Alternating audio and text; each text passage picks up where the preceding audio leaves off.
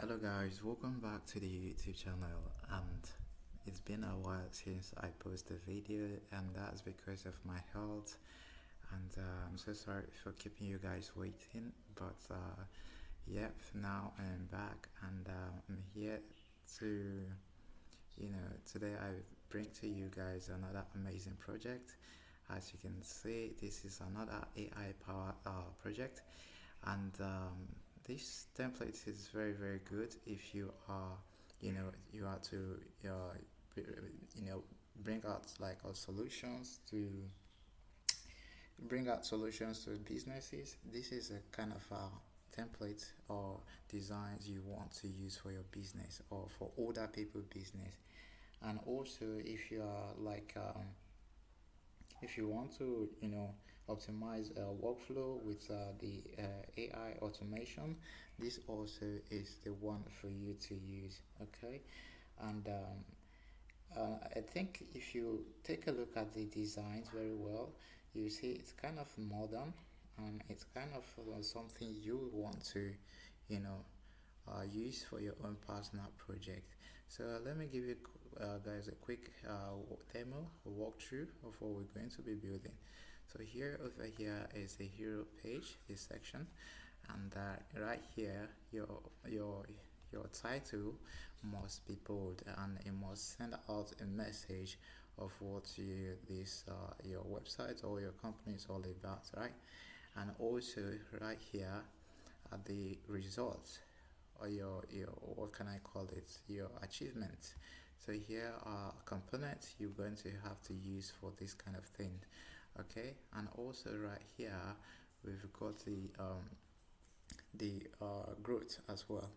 And right here you must list out your, make a summary of your achievements or your growth over time. Okay. And also down here are the rewards and all of that, your kind of operations. Okay. And also here, as you can see, they are all side by side. I'm going to teach you guys how to make use of all of this using grid system and Tailwind CSS. Okay. And also down here we've got another one, and look how crazy, how cool and fancy, how modern, how clean it is, right? So these are all kind of things I'm going to teach you guys on how to create. It's very you know a lot of things you're going to learn with this build. Okay. And for the prices, as you can see, free forever, and as you can see, here is having per month, and also here is having per month, but all right here there's no per month right here. So I'm going to teach you how to pass down props, and also how to conditional render stuffs. Okay. And also down here we've got some of the trusted companies they have worked for, and all of that good stuff. Okay. So I'm going to teach you how to how to create this cool animation. And if you can see, if I go on the light mode, oh, they are kind of somewhere there, but I'm going to fix that when I developing. So I'm going to fix this. And yeah, from my last comment I got from a video I made, I can't remember that much that video. uh, a user asked me to make a light and dark theme mode of a build. So on this one I did it right on this project. So all your comments, read them, make sure if there's anything you don't understand, make sure you kind of leave a comment down there, and I'll come to that later, and I'll respond as quick as I can. And also right here is the blog section.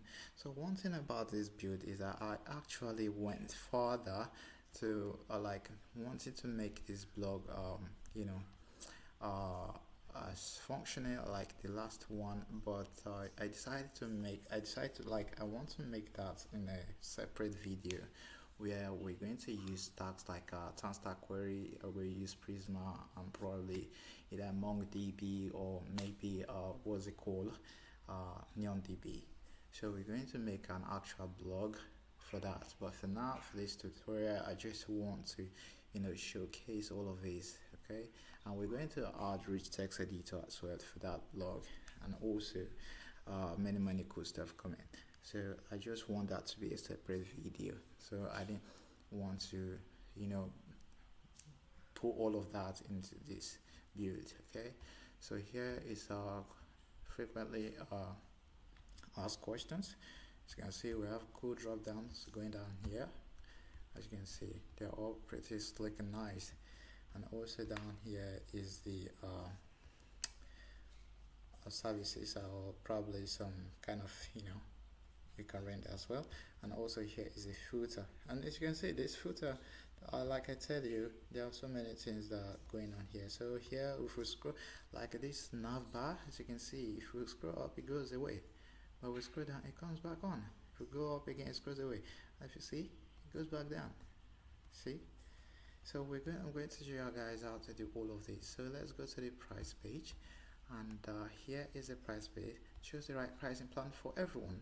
Okay, so you can see we have this components in the front page. So what we're going to learn is how to make use of reusable components, and also how to pass down props, conditional render, some kind of stuff for you to not mix match things up.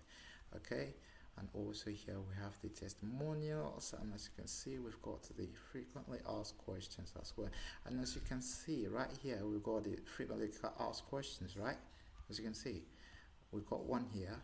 But if we go back to the home page right down here, you're going to see something different there. As you can see, this one is kind of a little bit different, right? Choose the perfect plan for your business. About this one, got this one. See, so all of this, I'm going to teach you how to conditionally do some kind of logic, behind the scene. And also here is the pricing, the about page. Also here we've got a lot of stuff going on here, and also these are the product designers, the founders, the software developer. And as you can see, when I hover on the card, it brings out color. Well, if I hover out, it goes back to the black white. So I'm going to teach you all guys how to do all of this cool stuff, right? It's very slick and unique. Okay, and also right here, it's a reusable component whereby we use the FAQ again. And also right down here, we've got the feature page, and right here in the feature page, also we've got some slick features right down here, as you can see. We've got this one, and also we've got another reusable component down here, which is cool. Okay, makes our lives easier. We don't have to rewrite code or a lot more than we've already done. We're going to make use of the reusable component. And for those of you who says some of the designs are not responsive, I'm going to show you guys the responsiveness of this design as well. Okay, so down here we have got right here in the filter. So here we have the about page, which we've explored 1, 2, 3, 4, and also here is the contact page. Oh Lord, this is a contact page. My bad, I need to bring it a little bit down, so for you to see. But notwithstanding, we've got a contact page right here, and right here we have a button that says send. And now you guys might be like, as always, it's a static one. But no, actually no, this is not just your static contact page. I'll show you guys that this one actually works, and it actually works in a way why it actually works where you send an email or you send your message right here. All of this stuff, when you actually send a message, it gets delivered to a backend. And all of that, make sure you watch this video right to the end, because the amazing thing I'm going to be showing you guys how to set up things, okay, for all of this to work. So make sure you watch it to the end. Okay, so down here we've got some of the addresses and all those details of your closing and opening hours, and also your contact. But so over here is a 404 error page. I don't know why anyone would want to go to an error page, but just in case just in case we can always trust the client. But before that, let me click on the blog. As you can see, we still have our blog cards here.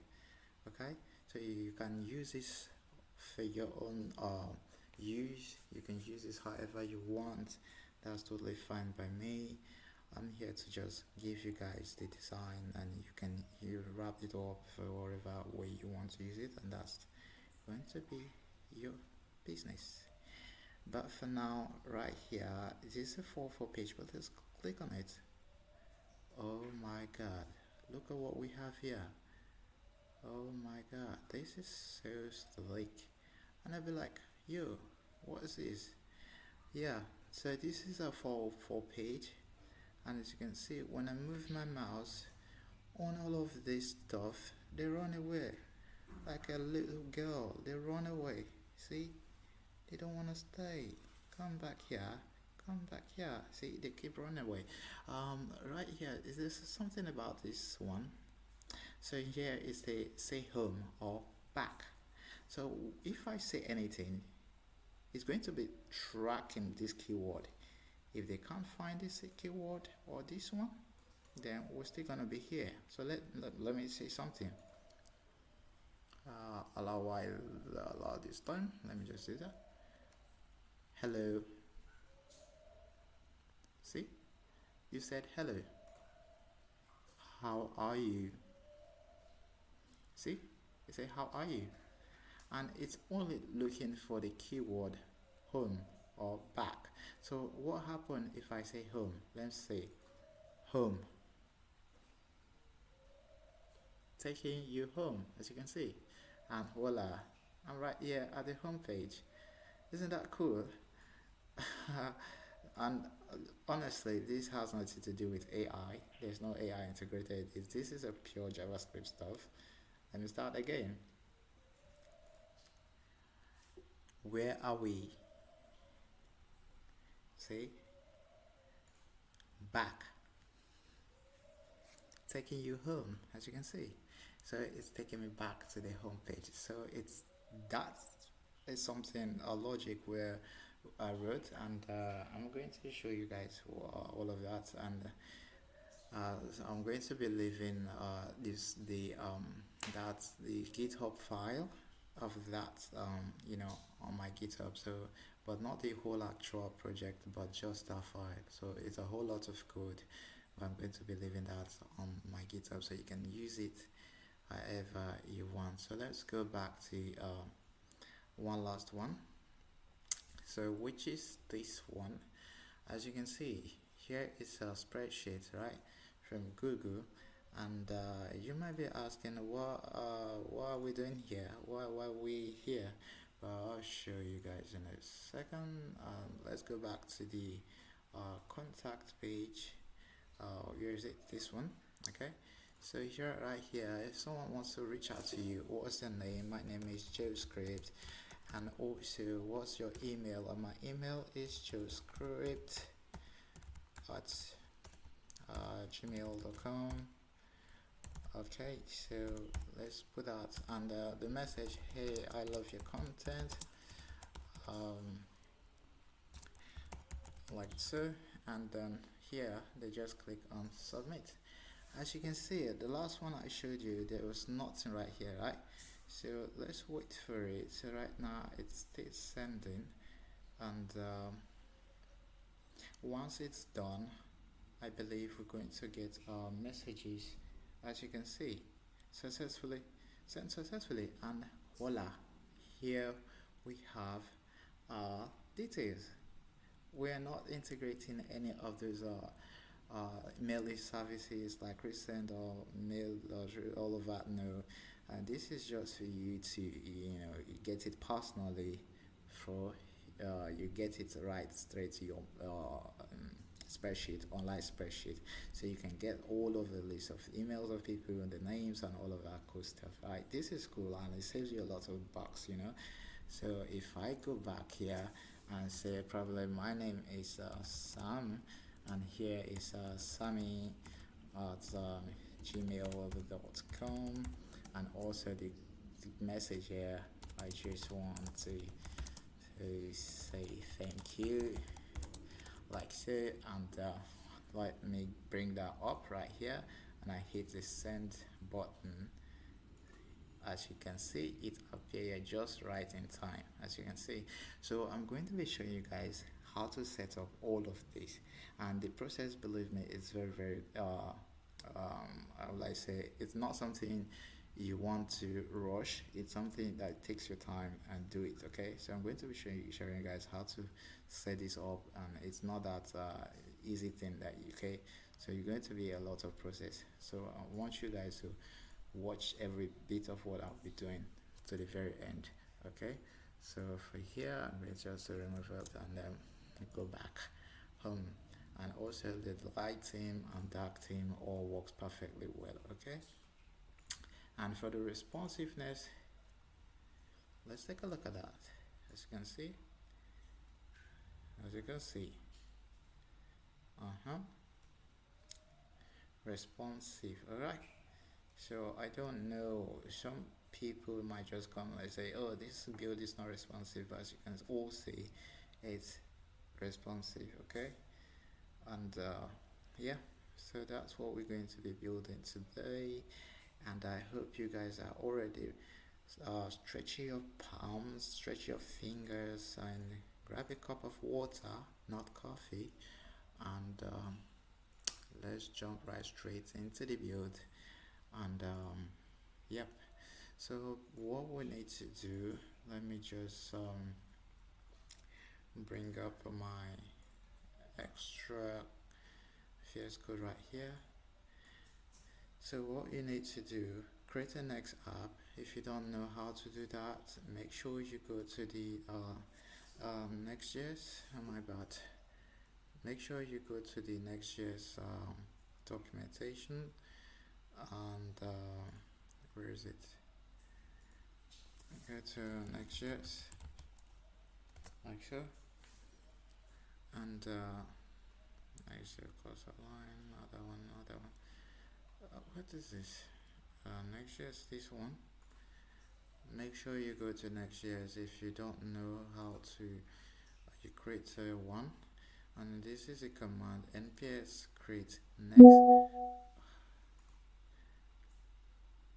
Nps create next slash app of slash app at latest. Okay, and if you don't want to use this, probably the time recording this version change, make sure you use the version I am using. So I'll show you guys the version I'm using. So right here I'm using the Nextjs, what's it called, I'm using Nextjs 15.02, in case you're wondering. Like I said, I went a little further using Zod, using Sonar. As you can see, the notification that came up, that was Sonar and React icons, and I made React hook from all for this to, for, and it actually works, but I just want to, reserve all of this for another video, because they are all pretty cool stuff we are going to be diving into, and I want to take you guys slowly, and that's why I'm skipping all of them, but actually I installed them all on this, so you don't need to install all of this. All you need to install is the Nextjs and the next theme, and you need to, all this will come by default, and you need to install the React icons. Okay, that's all I needed you guys to install and sorry, and nothing else. Okay, and of course you need this Lucid React. So that's all I want you guys to install. Apart from that, don't install any of this, and we'll be good to go with this project. So let me go back to my original build. Okay, so the next thing I'm going to do is come to this new one, my new project. As you can see, it's a very clean one. All I just have here is a folder structure. Let me make it wide. It's a folder, an app, and a lib with Prisma in there, but you don't need to do that. So do not. Let me just delete that. You don't need to have the lib, you don't need to have that. All you just need is the app, okay, and the you don't need this middleware as well. You don't need all of that. So let me with time we'll remove that, but for now it's kind of slow. So let's go back to the home page. As you can see, by default everything is like this. So what we need to do is go back to our home page. In our home page here we are having a component that says blog list. So what we need to do is come here and create the blog list component, okay, and we don't have it. We don't have the blog list, okay. So please let me know if that theme is something you guys would like me to keep using. I don't know if you guys can tell the difference between this and this, okay. So let me know if you don't like it. So here is the blog list, and we don't have anything named blog list, okay. So I'm just going to save it, and also so let's go back here and open this one up and then create the blog list, because right here when we go to the blog list, we're going to have a lot of stuff which we are going to focus on. And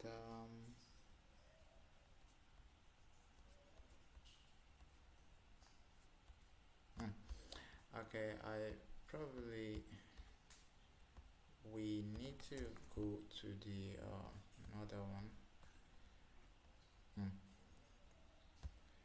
So we need to come here. This is where we're not going to do this actually. We're not going to do that. So we are going to be using this, we're going to be building from here. So I will, start from here, and also we're going to run our editor soon. But for now, this is where we start from. So welcome back. So on this one, like I said, we're going to be creating all of this. So from here, we're not touching this blog list for now. So we'll do that in a minute, but for now, here is what we're going to focus on. So the first thing first, right down here, we want to make it a class name of margin padding left and right to be of 4 and margin top of 28. Okay, with that out of the way, we have a div. Give it a class name. We give it a grid. On a large screen sizes, we want to give a grid calls to, okay, and also want to give them the items of center. And in here, mind you, if there is little things that you don't understand, please do make sure you reach out, okay, in the comment down there, and I will respond, okay. So what you want to do is grab this div. So I'm gonna make a div, and in here let me just separate all of this. So we're going to have this div that wraps when we make a grid system, the grid automatically starts if this should be one div and this should be the second div. So that's why we're wrapping everything in a div, okay. So right here we have a div, and in here we have a button, and this is the button in here. So I'm just gonna grab this one, and also let me make you guys see this. So I'm giving a padding of 1.5 of top, left, right, and left, top, left, right, and center, and bottom. So here we'll give it a border. I'm giving it on a dark, the text should be of neutral 400, and a border of neutral 700, and a background of white but with a slight opacity of 0.05, and then the type of text should be this one because I already showed you guys how to set off font. I'll be leaving that as well. Here is the font here, the ones I'm using, so I'll be leaving a link to my GitHub for you to grab this font as well. So yeah, and also giving it the rounded side. So let me just bring this a little bit down. Let me start my VS Code. I don't know if it already started. Run dev. So I'm going to start it, and going to wait for it to run. Then we are going to see what we're doing. There's a localhost 3000, and down here just going to log that back. So as you can see, we've got a button right there, and also we've got to wrap this in a second if right here, but not entirely a second if, but within the first div we're going to have a class name that matching top of it, and on the large screen we want the width to be around 700 pixel. As you can see, 700 pixel. Okay, so in there we've got an H1, this one right here. So we're going to whack those in here. On the large screen we want the text to be of 600 pixel, and the text of on a normal to be of 4 extra large, and text to be of center. But on the medium size, like as you can see, you will see the text to be on the left side. But if we take a little bit closer, you notice that the text is okay. The text actually is on the right side, but right now because of the image, you kind of feel like you can see. If I take this one out, let's see. Okay, we already putting this in a grid, so you won't know the effects very well. So that's why you. But trust me, it's already it's on a normal small screen size. It goes to the center, just like you also on the finished build, and also on the medium side we said to be on the left. And with full leading, the leading is a space between this. If I should do like a 90 here, let me refresh this. Yeah, if I should do like 90, you kind of see it to be a little bit different. What's going on here? So let me like kind of check if my stuff is running. Okay, yeah, it's running. Okay, and over here we have a paragraph, so let me grab those as well and then whack those in there. So we see paragraph right here.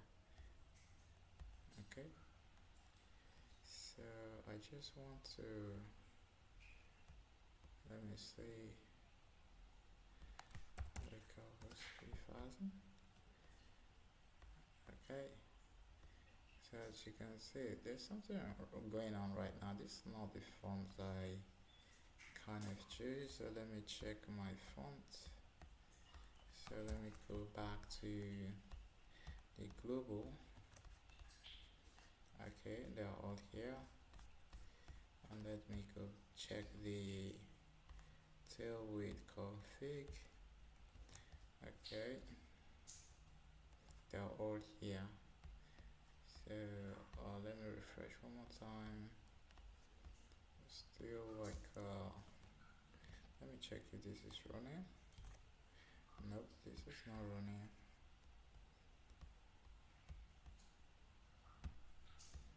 Okay, this is not running either. So I'm just gonna close this one off. So let's keep doing what we do, but we will come back to fix this if this is an error. And so here is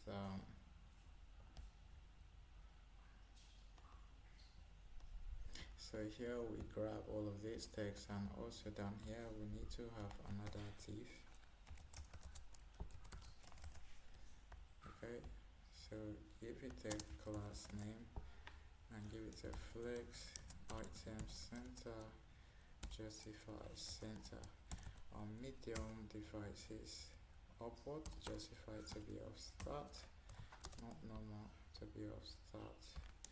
Okay, and the flex call, and also medium devices flex to be on row.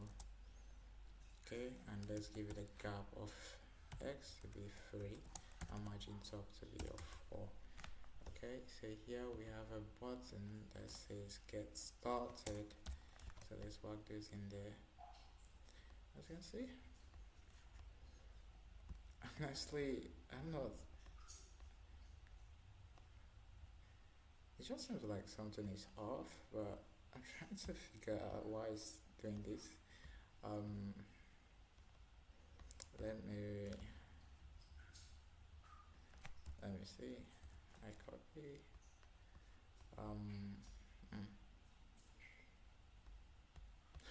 So let me see something right now if this will work.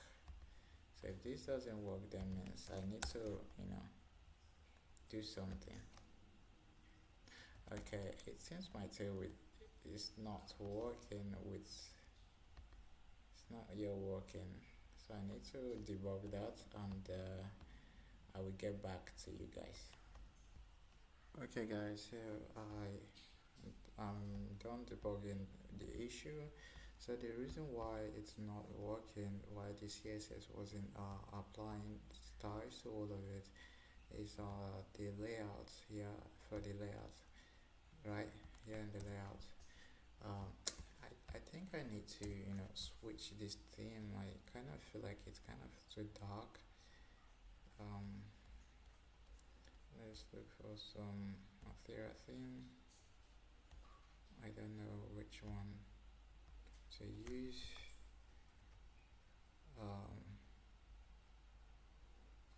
Maybe this one. Okay, maybe this one.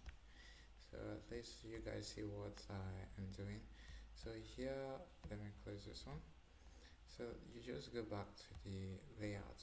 Okay, so right now if I should go back to the layout as well on this one, as you can see here, I'm importing the global.css, which right here for me here I'm not, I wasn't doing it, so I need to import that as well. So once I do that, I need to refresh. As you can see, the TailwindCss has applied. Okay, so make sure if you haven't do that, and it will work.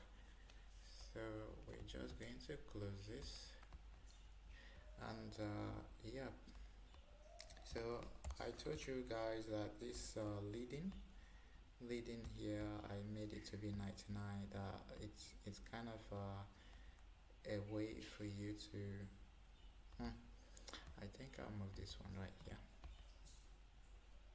Okay, so you guys see better.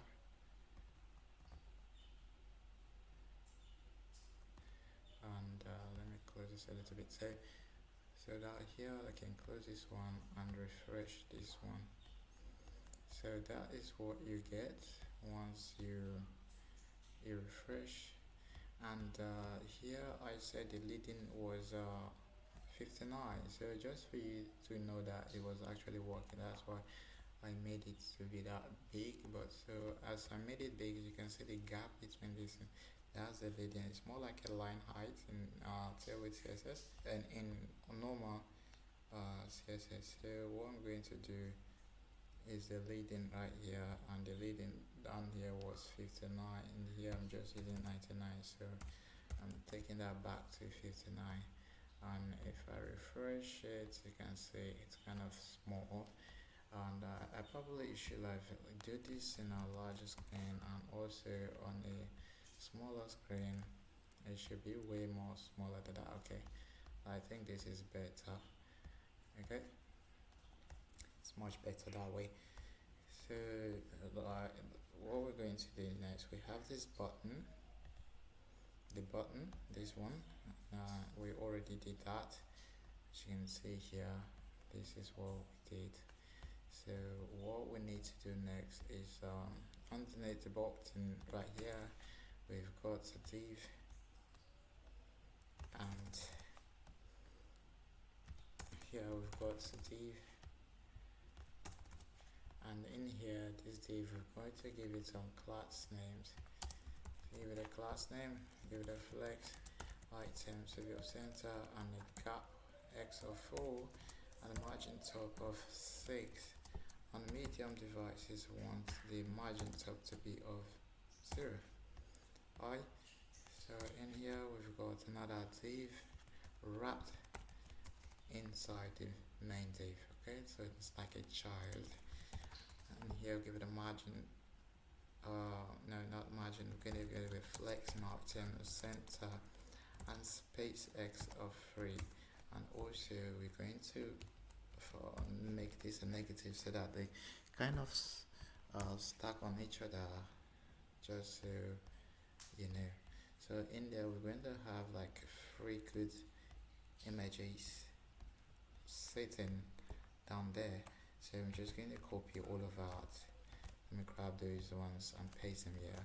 So in case you don't know, this is the Nextjs, and you need to import these image components from Nextjs for image optimizations and all of that good stuff that comes along with it.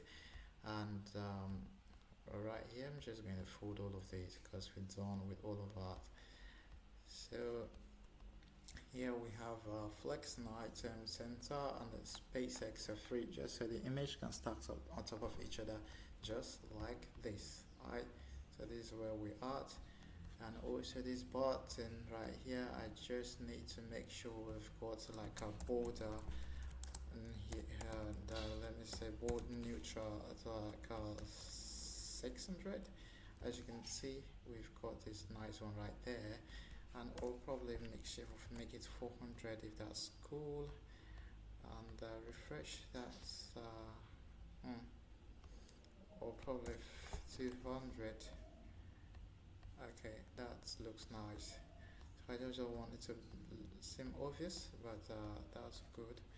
So let's close these ones out. We're done with them. So underneath this one, we're going to have a span of users. So here in the span we have the fonts of this custom one, and the text will be large, and also some amazing users. Okay.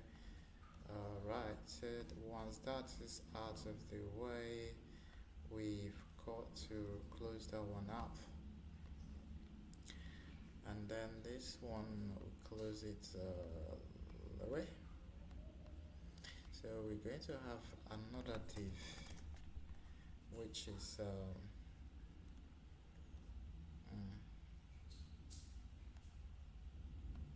so we're going to have another div down here, which is the second div of the grid.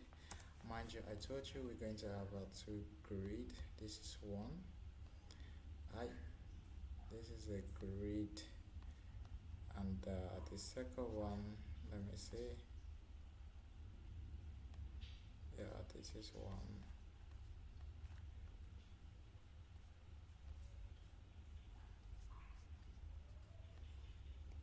Okay, so this is one grid, and this is the second grid. So here is one grid.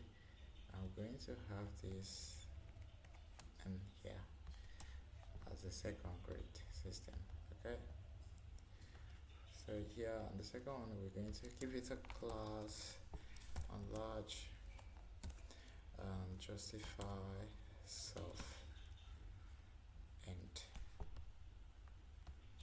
and also justify self center,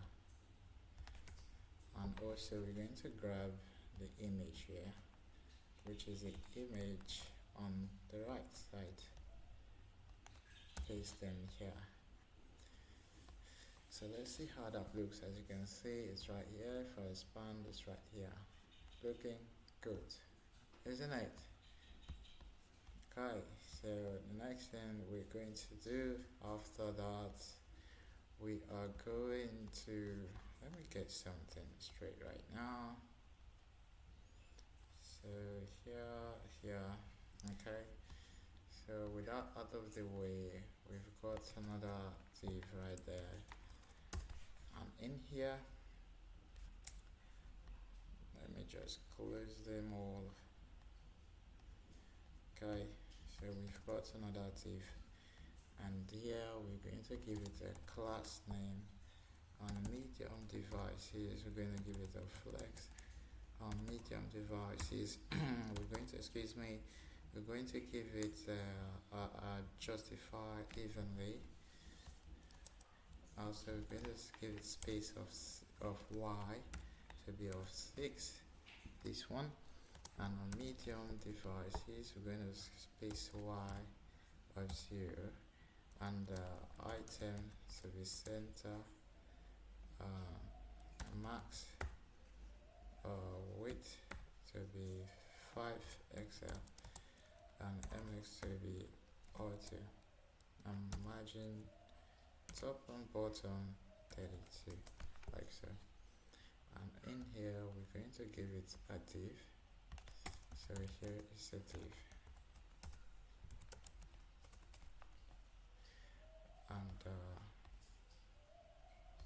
we're going to grab all of this in here.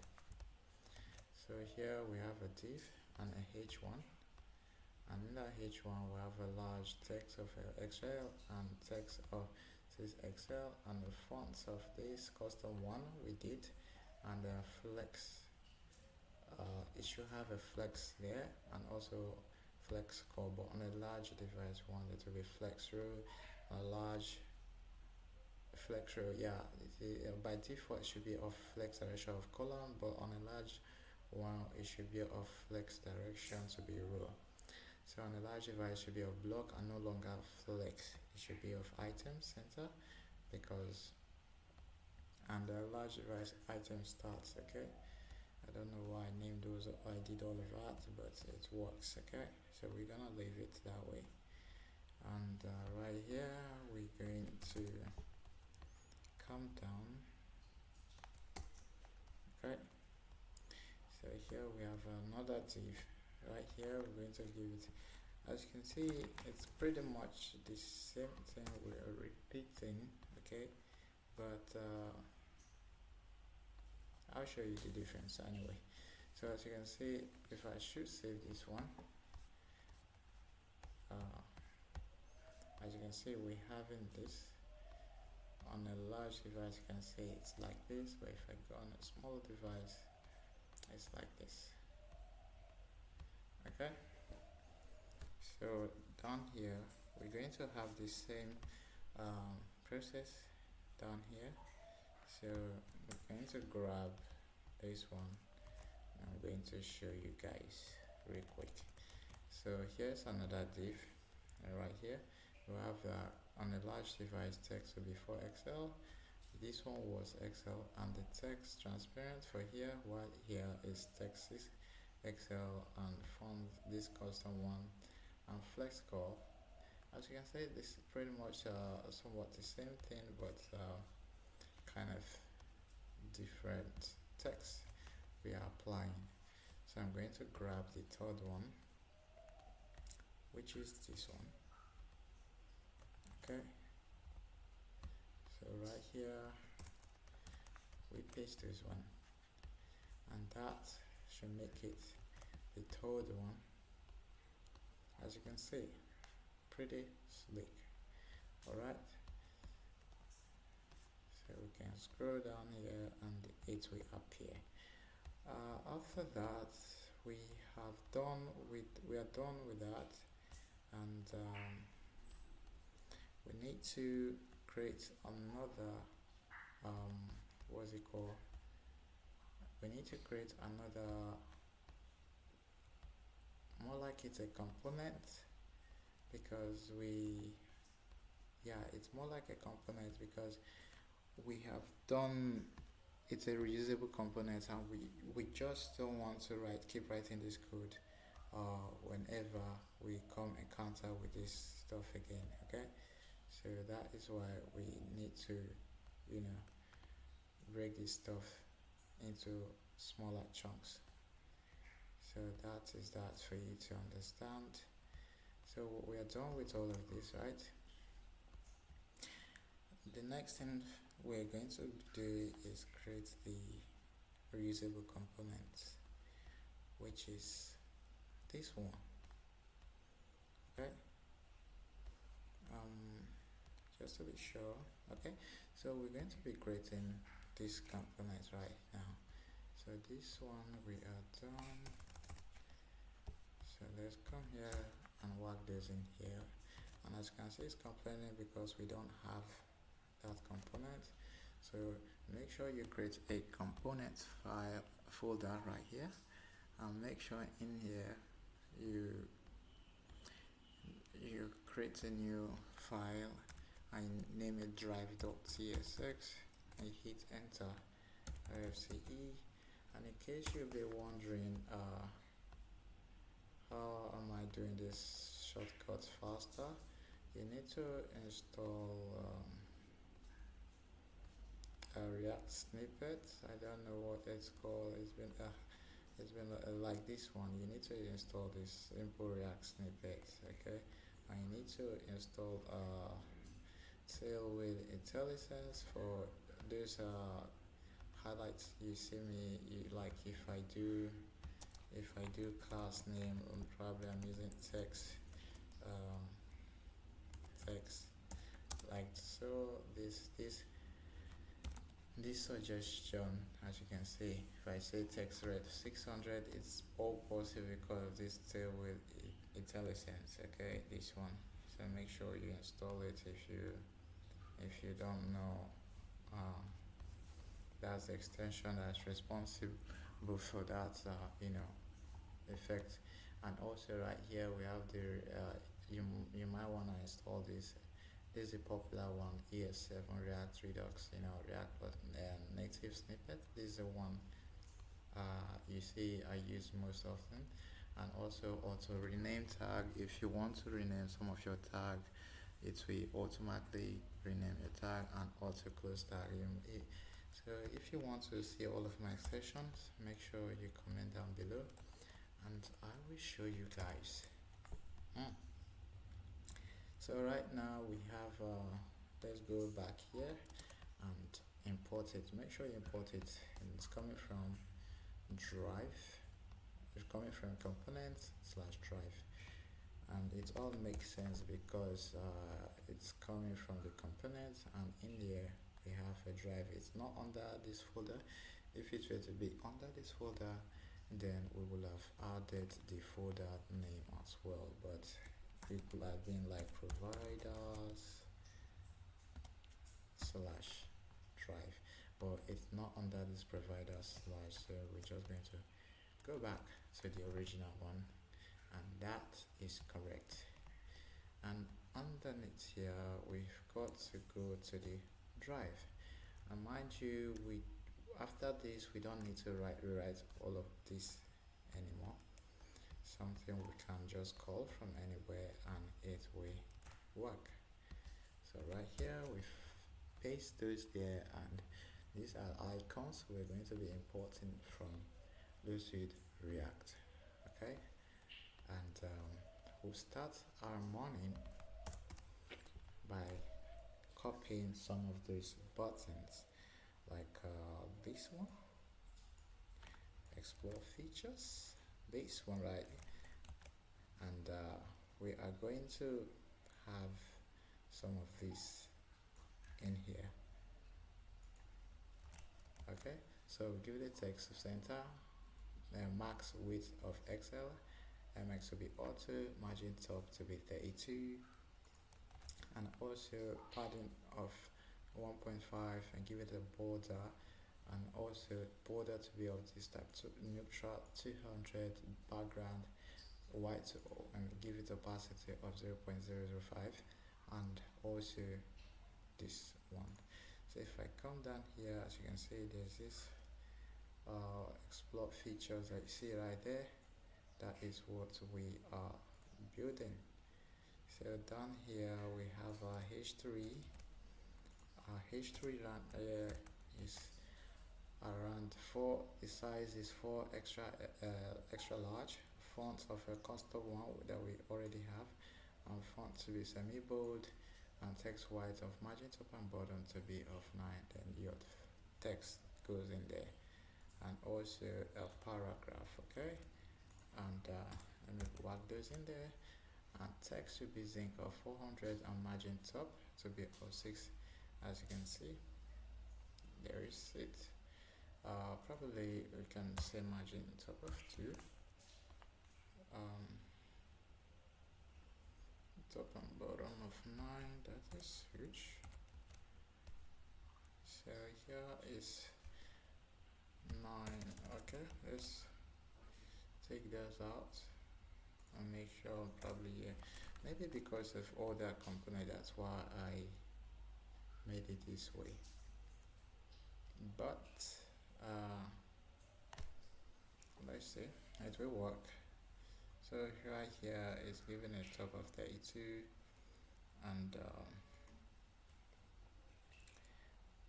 down here, do we have a div that wrap this? Yeah, so there is a div actually that wrap around all of that. So I'm just gonna cut here and paste them, this one here, just a div that wrap around these stuff. Okay, nothing too serious. And underneath this one we have another div, and we are going to give it a class name of grid, and a large, we're going to give it a grid of calls of 3, and a gap 5, and a margin top and bottom to be 14, and a div right here, we'll give it a border, and a border of zinc of 200, and also we want the text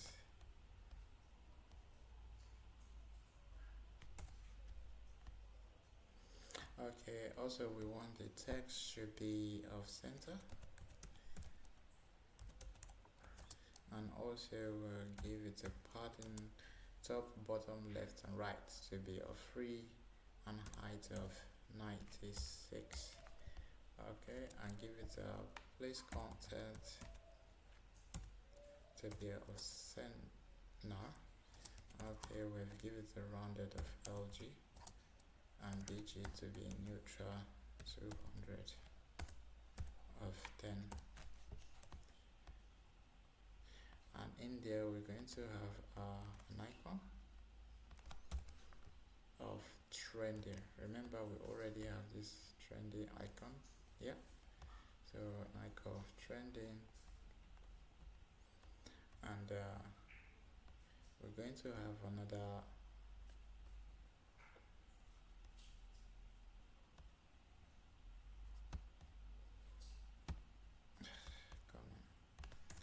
so in here we already have the icon of that, and we're going to give it a h2 and a p tag. So let me just grab all of that real quick, copy those and whack those in here. As you can see, the h2 given the text of 2xl and font of a custom one, and a p tag of margin top to be 6, font of a custom one, and px left and right of 4.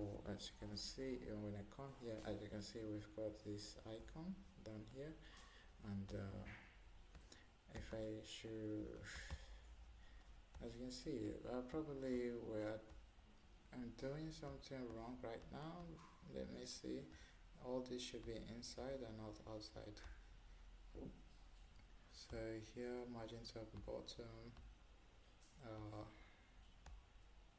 So in here, I think I'm putting all of these outside, which they should all be inside. Okay, so in here we should have div border, Okay, we should have another div with flex. Give it a class name, give it a flex, justify center, items will be of center, border height of 16 and width of 16, rounded MD, border of neutral 700, MX to be auto, margin bottom to be 9. So in here, all of these, make sure they are all wrapped inside of this one we just did, and make sure this icon stays inside. So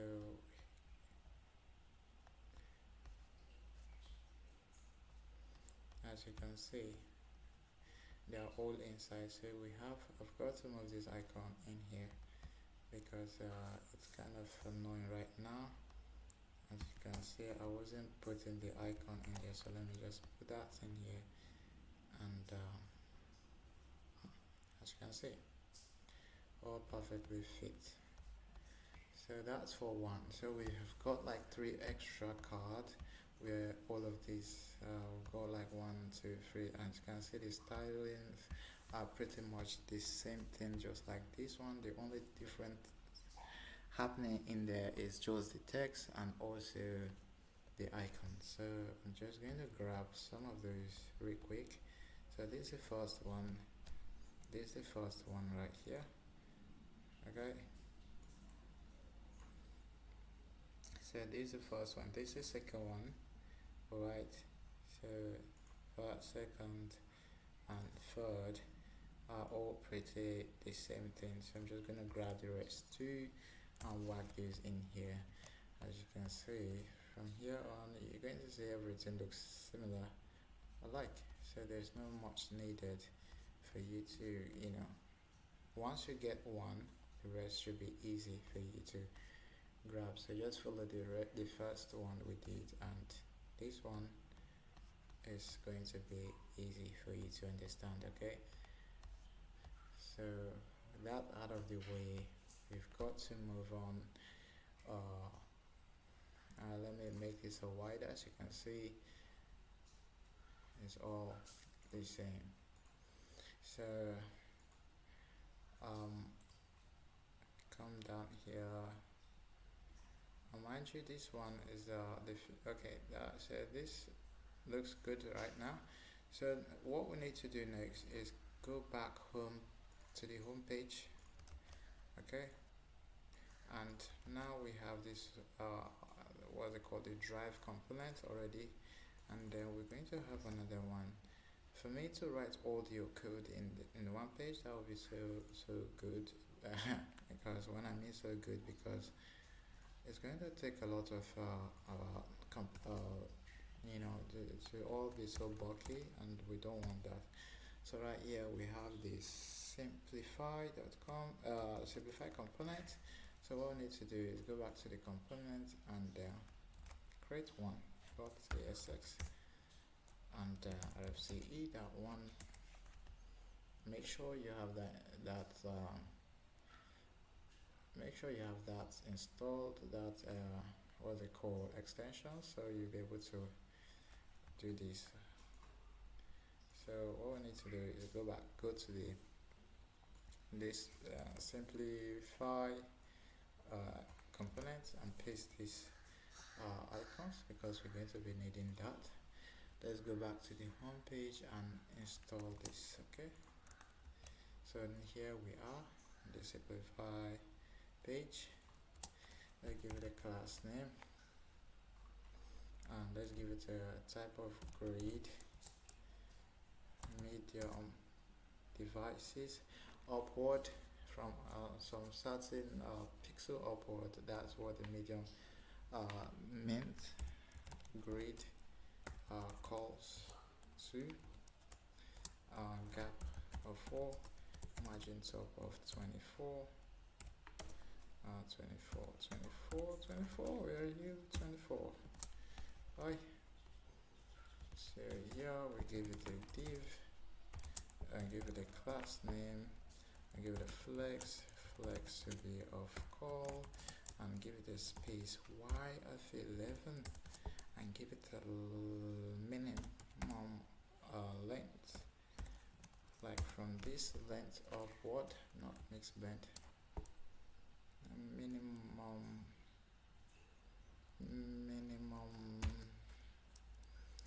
Minimum like it's from this device upward, which is around like don't know why is this not showing me any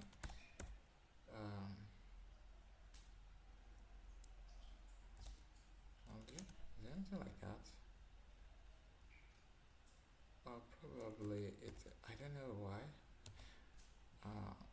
Let's say space, no suggestion, space y of 0, or probably I'm trying to say from large devices, something like that, like so.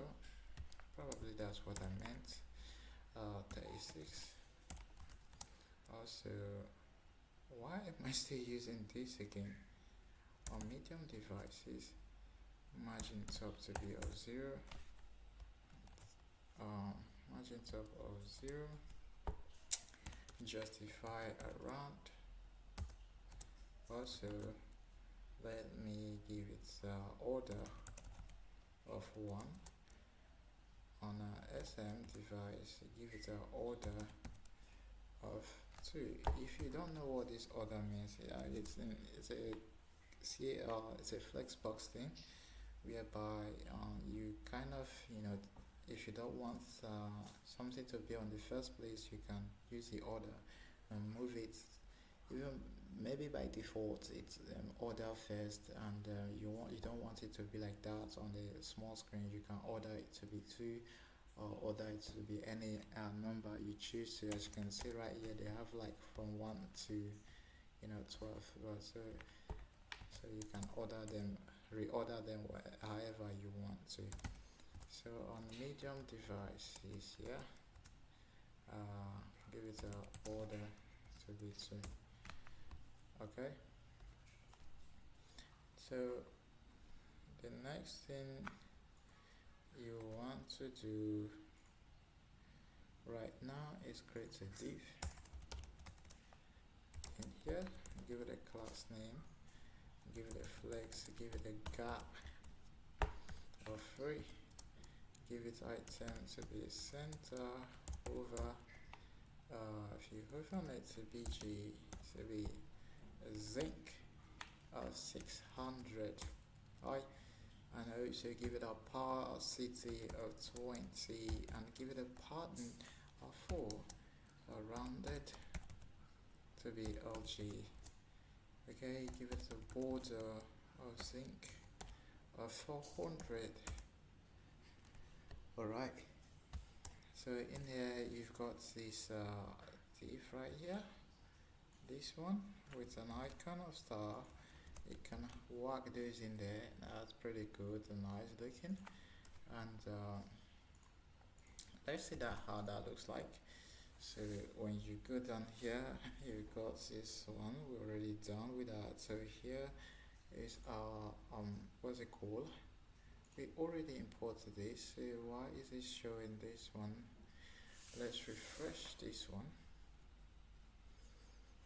So it takes effect. So here is an icon with a star in it, and back here in the simplify, we're going to have a div right here, which we already did. So now we're going to grab like the whole of this one and whack those in there. So here we have some text right now. It will show later, but for now let's just keep on doing what we do.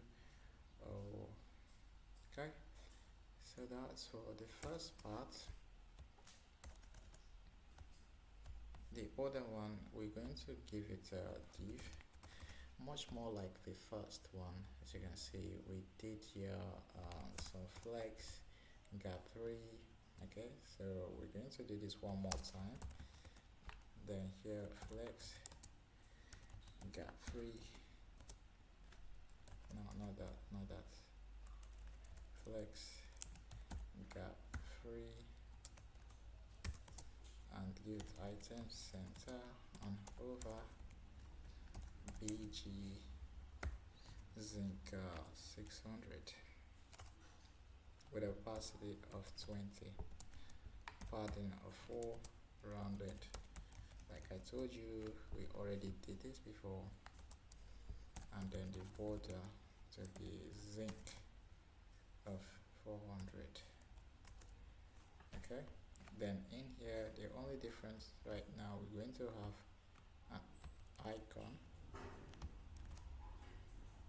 an icon of lock, and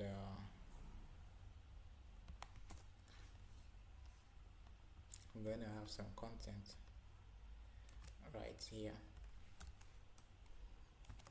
Okay, so here it's just the same thing like this one, but this is a different one. We already have the flex. As you can see, when I highlight all of this, it looks really same. And also in here we have a div.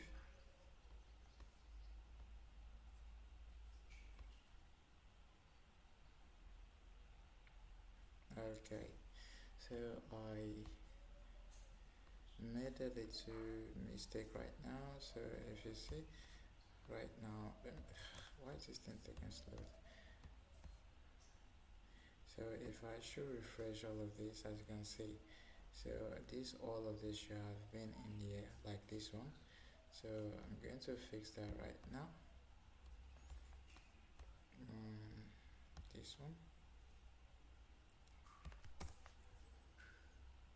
So give the flex a gap free item center over and 400. So in here we're going to have another div, not div, like so, and make sure this one is in there.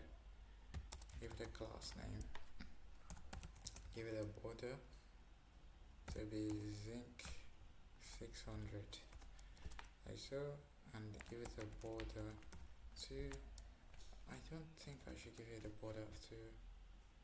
That one, the border is too much. Border 2 is too much.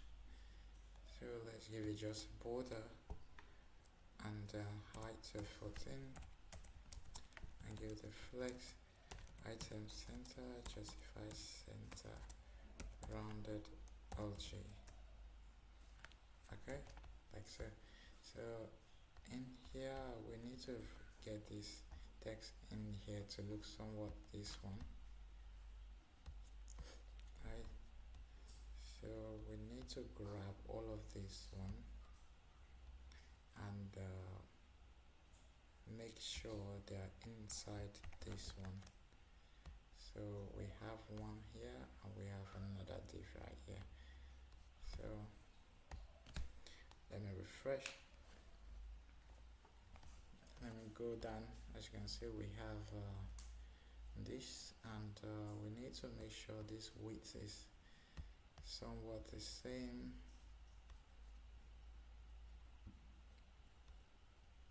Width of 14. Okay, my bad. I need to make the width to be 14 as well. So let me refresh.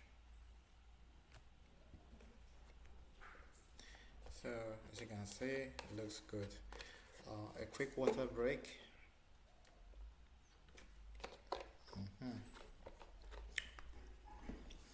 So as you can see, it looks good. And so for the last one, like I told you guys, they're pretty they look pretty similar. So the next thing for the last one, we're just going to grab this one. So once you achieve one, it looks the same. So we're just going to paste that in there. So you're going to have 1 and 2. As you can see, they all look the same. And now this for that part. The next thing we are going to do, we're going to have another I think the second part of the grid, because this is the first one and this is the second part. So right now we've done with the first part, then we need to use the second one. Let's give it a class name, give it a place, content to be center, and also text to be of center,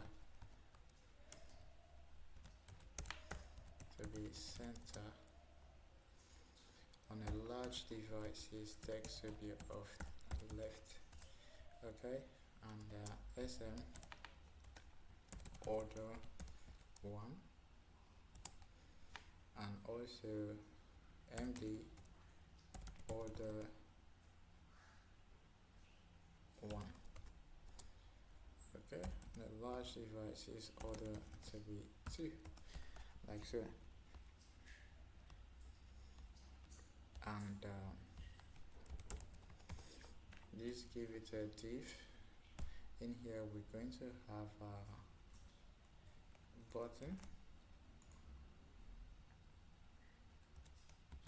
and here the button is going to be of pattern of 2 and a border color of neutral 700 and a bg of white with a transparent, let it have the opacity of 0.05, and also a custom font and text of sm, and the color of the text should be of 500 of neutral, and round the level, give it a little bit of roundness to be of border radius of 0.75 rem, and also pattern left and right to be of 9 pixel, which is 36 pixel. As you can see, when I go on a bigger screen, this is how it looks like. Okay, just like the original one. And down here we have a h3, and also we have a p tag. So let me grab all of that real quick. So h3 with a large devices where I would want to give it a text of 4xl, and also a text of 2xl, and a font of this one, and a font size of font weight of bold, and also a paragraph. So with that out of the way, we have another button that reads get started. So right here we've got the background of that to be of white, and if you can, for a moment, if you take that away, it can be of of this color by default, and that's why I really don't know if I should be using colors based on if it's dark or probably if it's not. So as you can see, it's right here. So that is it for creating this component, and we're going to go back and focus on creating the next one, streamline. So I'm going to close this, and make sure you grab this name, and you create the component called streamline. At the moment it doesn't exist, so it's going to yell at you. Let me close this a little bit, it's just too large. I think okay, let me zoom it a little bit, not you, but this one's here. Can you be zoom?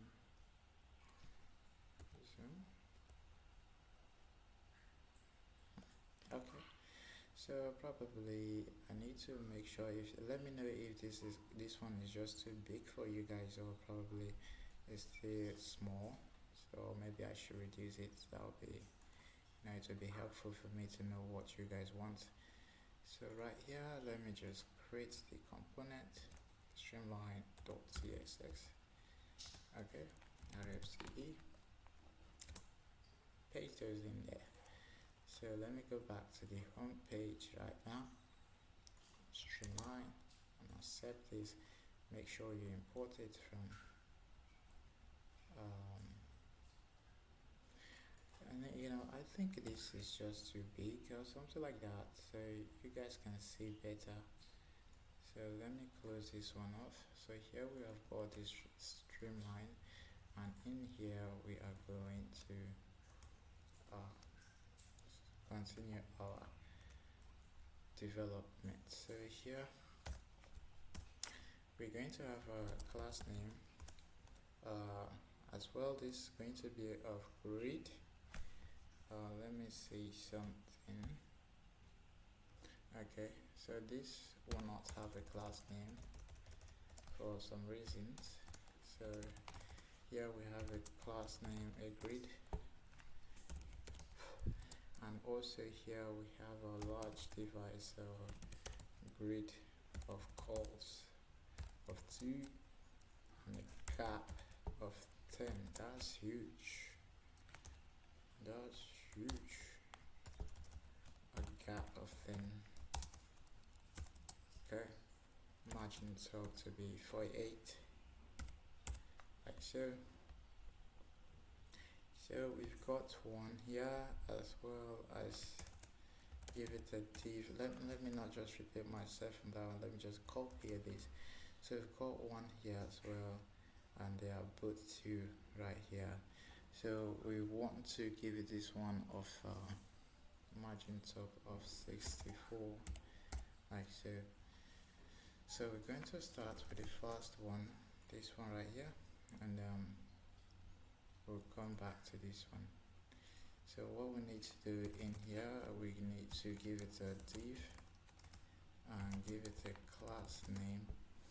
Place content to be of center. Place content of center, and also an div here that does nothing but group these stuffs into one body, one gigantic body. So we're just going to grab all of those real quick and whack those in here. So what's happening here, we'll place a content. This whole of this div we're going to is a content, so we're going to place that to the center. And in here we have a button, we have a h3, and also we have a padding. And in here we give it a button. I should have probably make this a very usable component as well, so we don't have to be typing this. As you can see, we have done this a lot of time. So probably my other tutorial coming up, we're going to be creating our own custom little buttons. Maybe we're going to be using the CVA library and the CVA library package. So that would be fun. So I'm going to be thinking of creating something with it, so we can do something fun without writing all of this. So all we need to do is passing some conditions. So that's for this one. And the next one, we are going to this is the first div in here. As you can see, it's the first one, and then we've got another div right in here. So in there we're going to grab all of that. So let me explain what is going on there. So in here we need to import this image from Next. So let me cut these ones up. So here is the second div.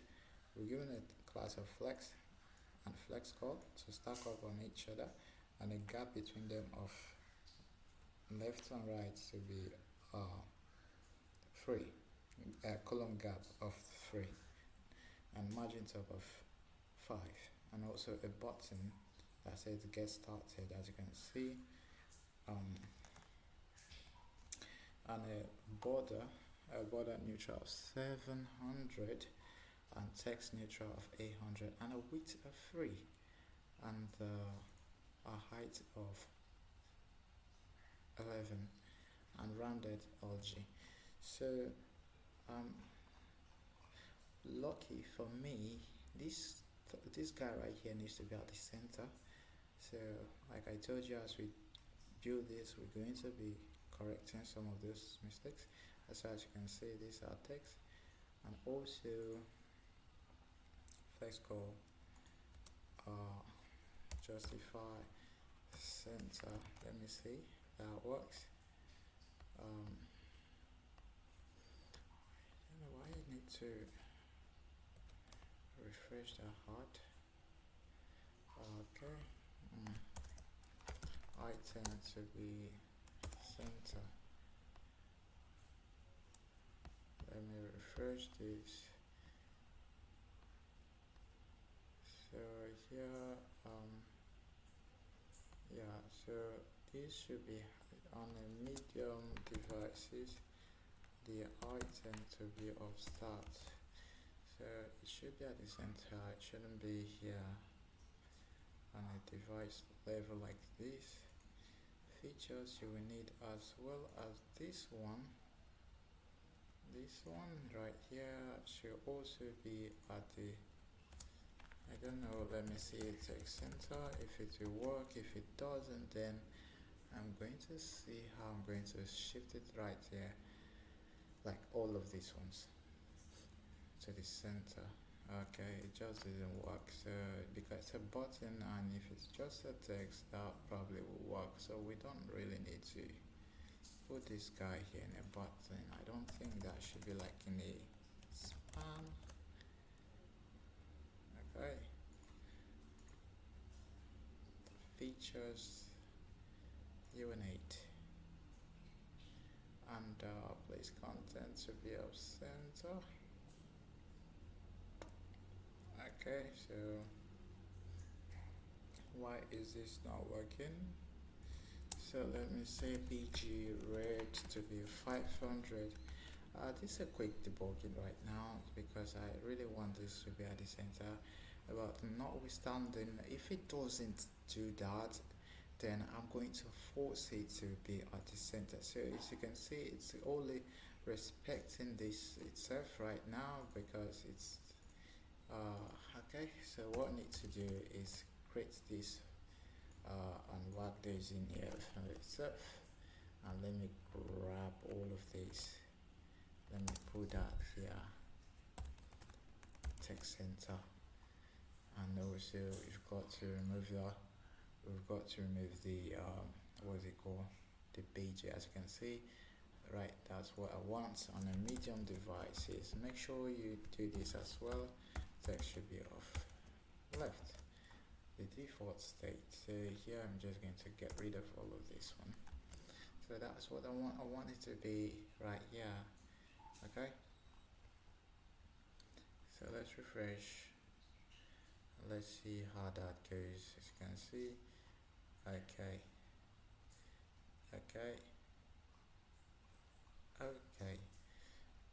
looking pretty good.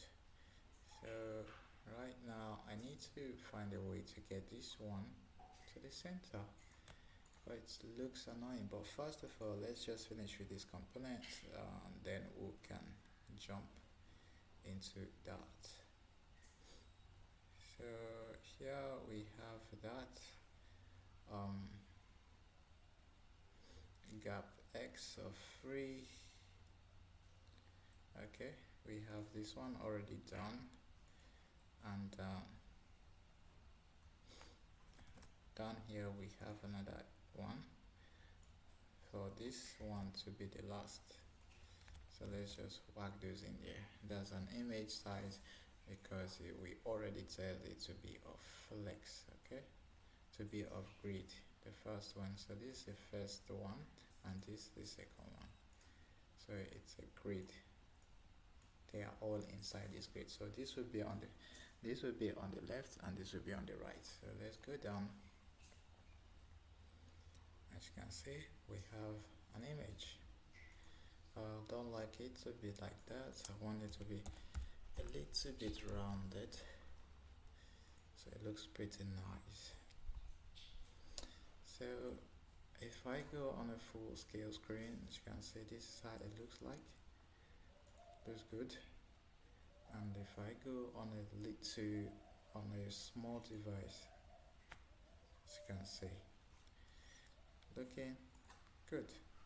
So the next thing we would like to do is have this one do it somewhat similar, or we're starting right now with an image. So we're having an image of on a large device justify itself to be center, and underneath that we have a div. Give it a place class name to be place content to be of center, and margin top of 14, and the medium devices margin top to be of 0. So we have somewhat similar. We have the same div that surrounds this with an empty one that didn't say much. We're just doing the grouping of a button and a history and also a paragraph with the same style with the previous one I first did. Okay, so in here we're going to have a UL, and on other list, which I'm going to grab all of those as well, and I'm going to work them here. So let me quickly show you guys. And so in the UL right now we have a margin top of 7, space Y of 3. In here we have an li with a flex, because we're going to have two items, one a div and the second a span tag, right, that portraits easily customizable. And also we're going to have the same type of li again with a flex with the same style of which we first previously had over here. So we're going to save those, and let's see. As you can see, this is how it looks. The image is a little bit sharp, so I'm just going to make the edges rounded LG, as you can see, like so.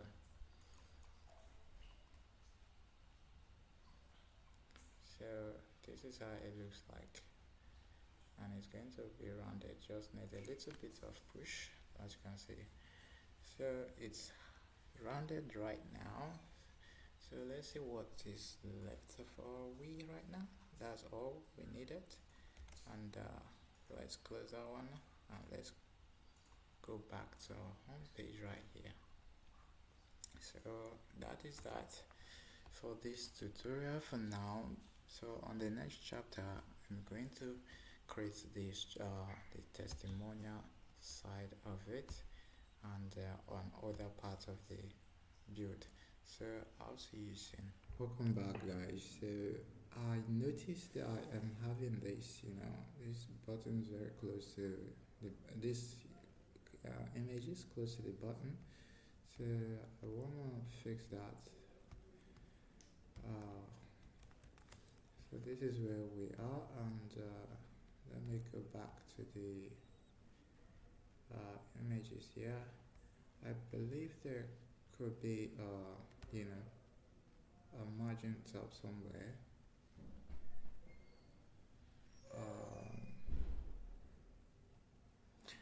So I do not like the fact that they are close to the button, so I'm just going to find a way to bring them down a little bit. So let me think where I put us. I think they should be down here. Let me open this one, not that one. Okay, maybe here. Okay, started. So right here we've got a margin top of 6. Let me see if that is it, or probably not. Let me give it 6. Okay, so it kind of bring the button a little bit, give it a little bit space from the users from the button. That's what I wanted to achieve with that right there. Okay, so the next thing we're going to do, because right now we've already created the streamline. So what we need to create next is the testimonials.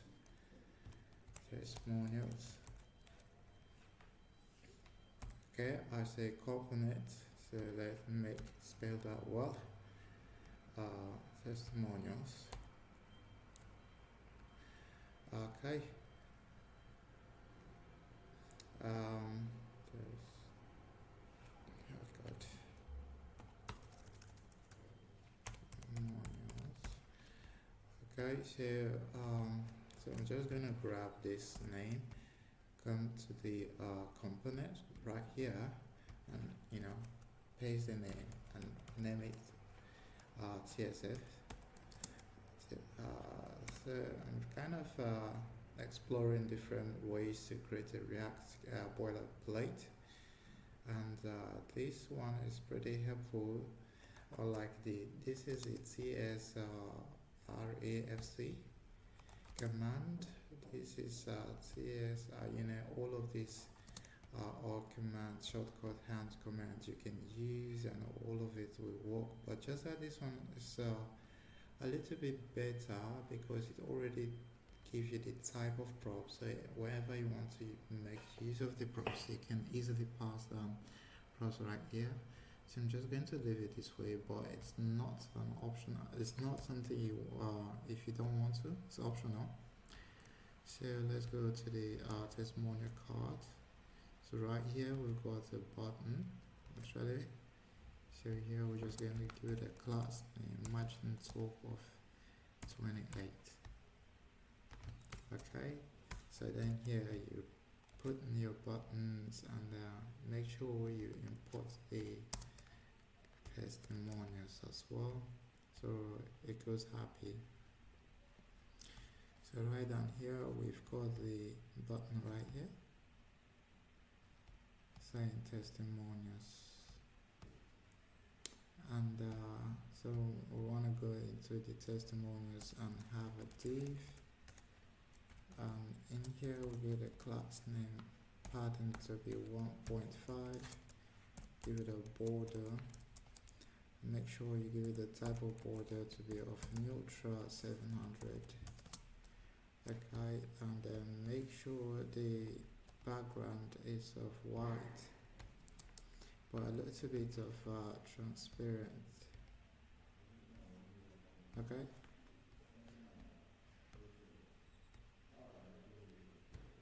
so give it BG white /. My future send you.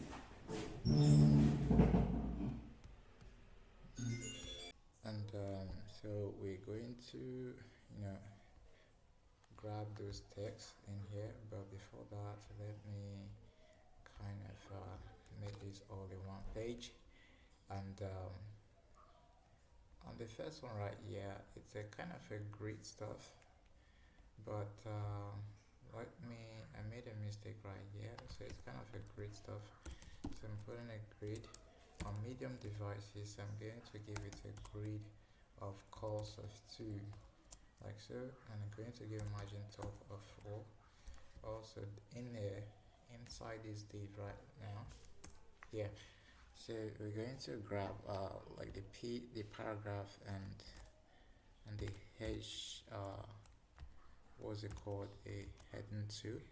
So we're gonna give the text of 4 extra large, and also we're going to give it a custom font right here, and font is bold and margin top of 3, and also the paragraph right here on medium screens is their devices on a minimum weight of 25.4 rem.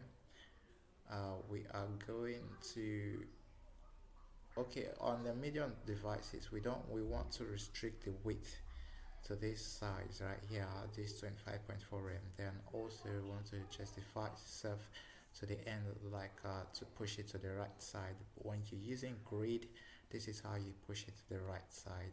Okay, so with that out of the way, we've got a few more to go. So let's also grab another div right here. So here is one div.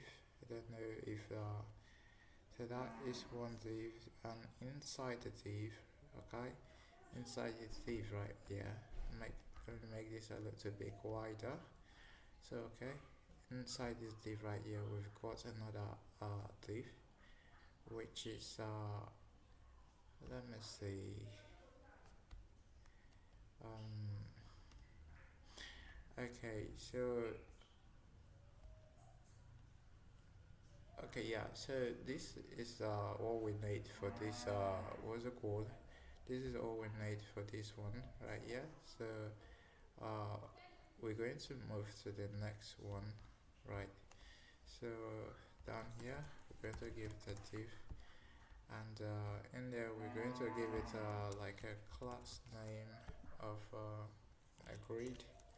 On large devices we're going to give it grid calls of 3, okay, grid calls of 3, and we are going to give it some gap of 6, because you need those gaps so that they don't, tighten each other, and the margins top and bottom 4.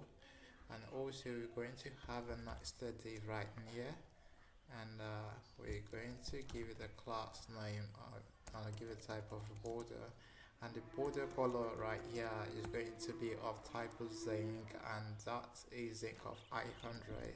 Next one, also we're going to give it a pattern of 6 both left right, so and also a little bit rounded of corners, so we're going to give it a rounded of LG.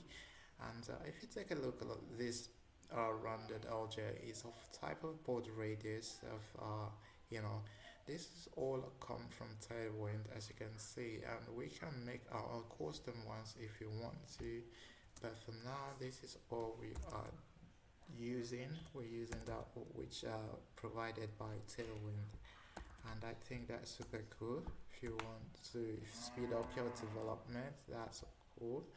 Also in here we've got an icon and also a paragraph, so I'm just going to grab those and slap those in there, and also I'm going to import this secure quote. Pretty much this one's from I think this is coming from a font awesome font icon. I don't know which one, but let me see. I think it's kind of yelling at me right now. Aha, so it's coming from React icons. I earlier installed React icons along this project.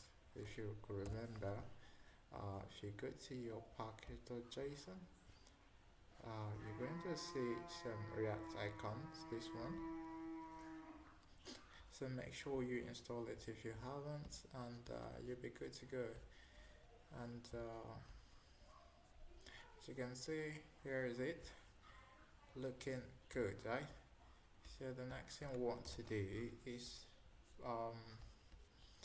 let's go back to that section where we are, this one. So underneath that one we've got a div right here underneath the p tag. You're gonna give it a class name. I give it a flex items of center and a gap of x of 4. The gap simply means left and right, let there be space in the margin top of 4 or 9, sorry, 9, and the margin bottom of 12, like so. And in there we've got this image, and we're going to slap those in there. We need to import the image from next image component from the next image component, okay? So it's kind of throwing out an error. I think it's crashed somehow. Let me just refresh this, and you can see there's my image right there. Pretty cool. And we are going to give it some what's it called, a div with some name in there. So here is a div with a custom font. I'm wrapping it this text in the span. I'm making it text of SM and text of color of neutral 500, and also I'm giving a H4, a heading of 4 with text large and with name in it. So as you can see, there's going to be a name and also that of a title.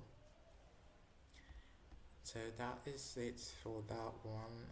As you can see, from the original we've got like extra 4 or 3 of those, and also as you can see they are all together, all doing the same thing.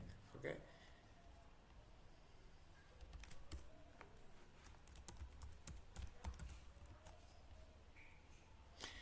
so uh,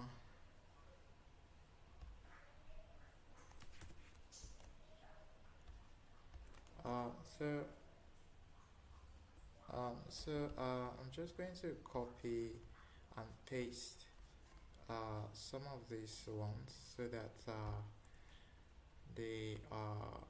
So I'm just going to copy some of these and repaste them because they all look pretty the same thing. So I'm just going to copy 1, 2, 3, and here we go. We have all of these in one place. So we just want 3 of them. Okay, we just want 3 of them. So we're going to take one out. So it's going to be just 3 of them on a smaller device. As you can see, they look good. So that is what we need for this. Um, that is all we need for this one, and we'll go back to the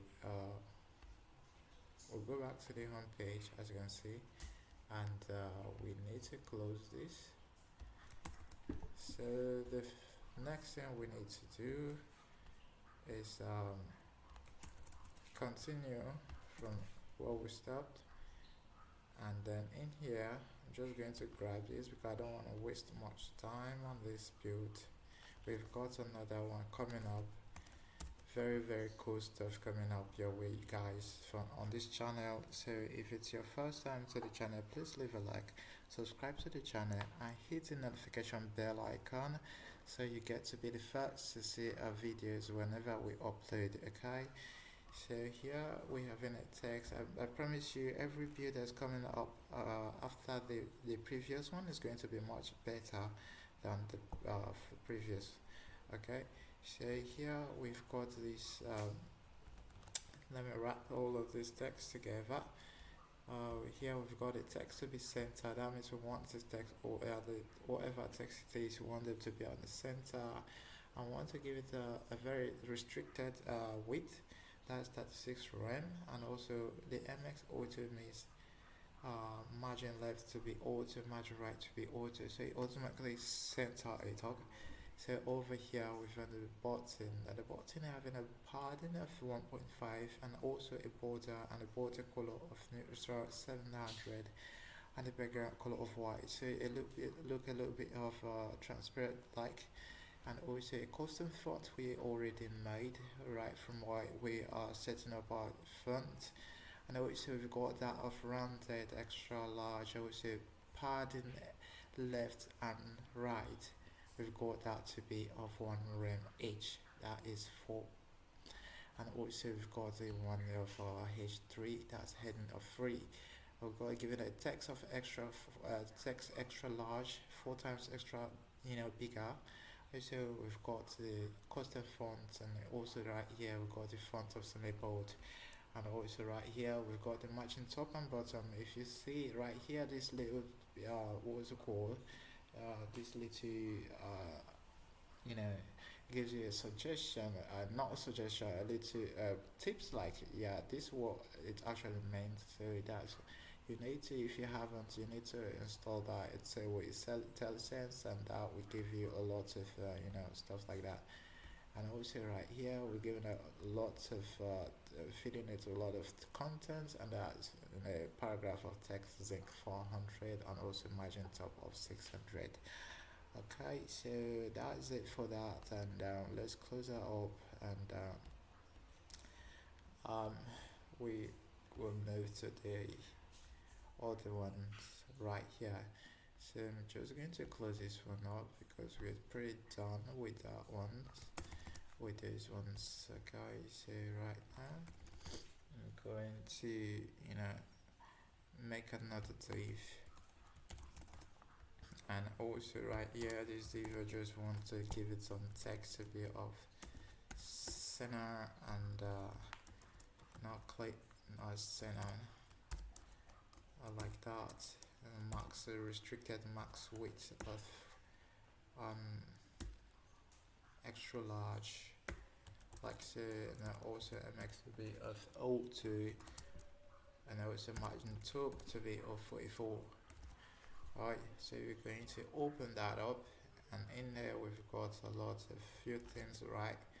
Going to whack this in there, give it a border of 1.5.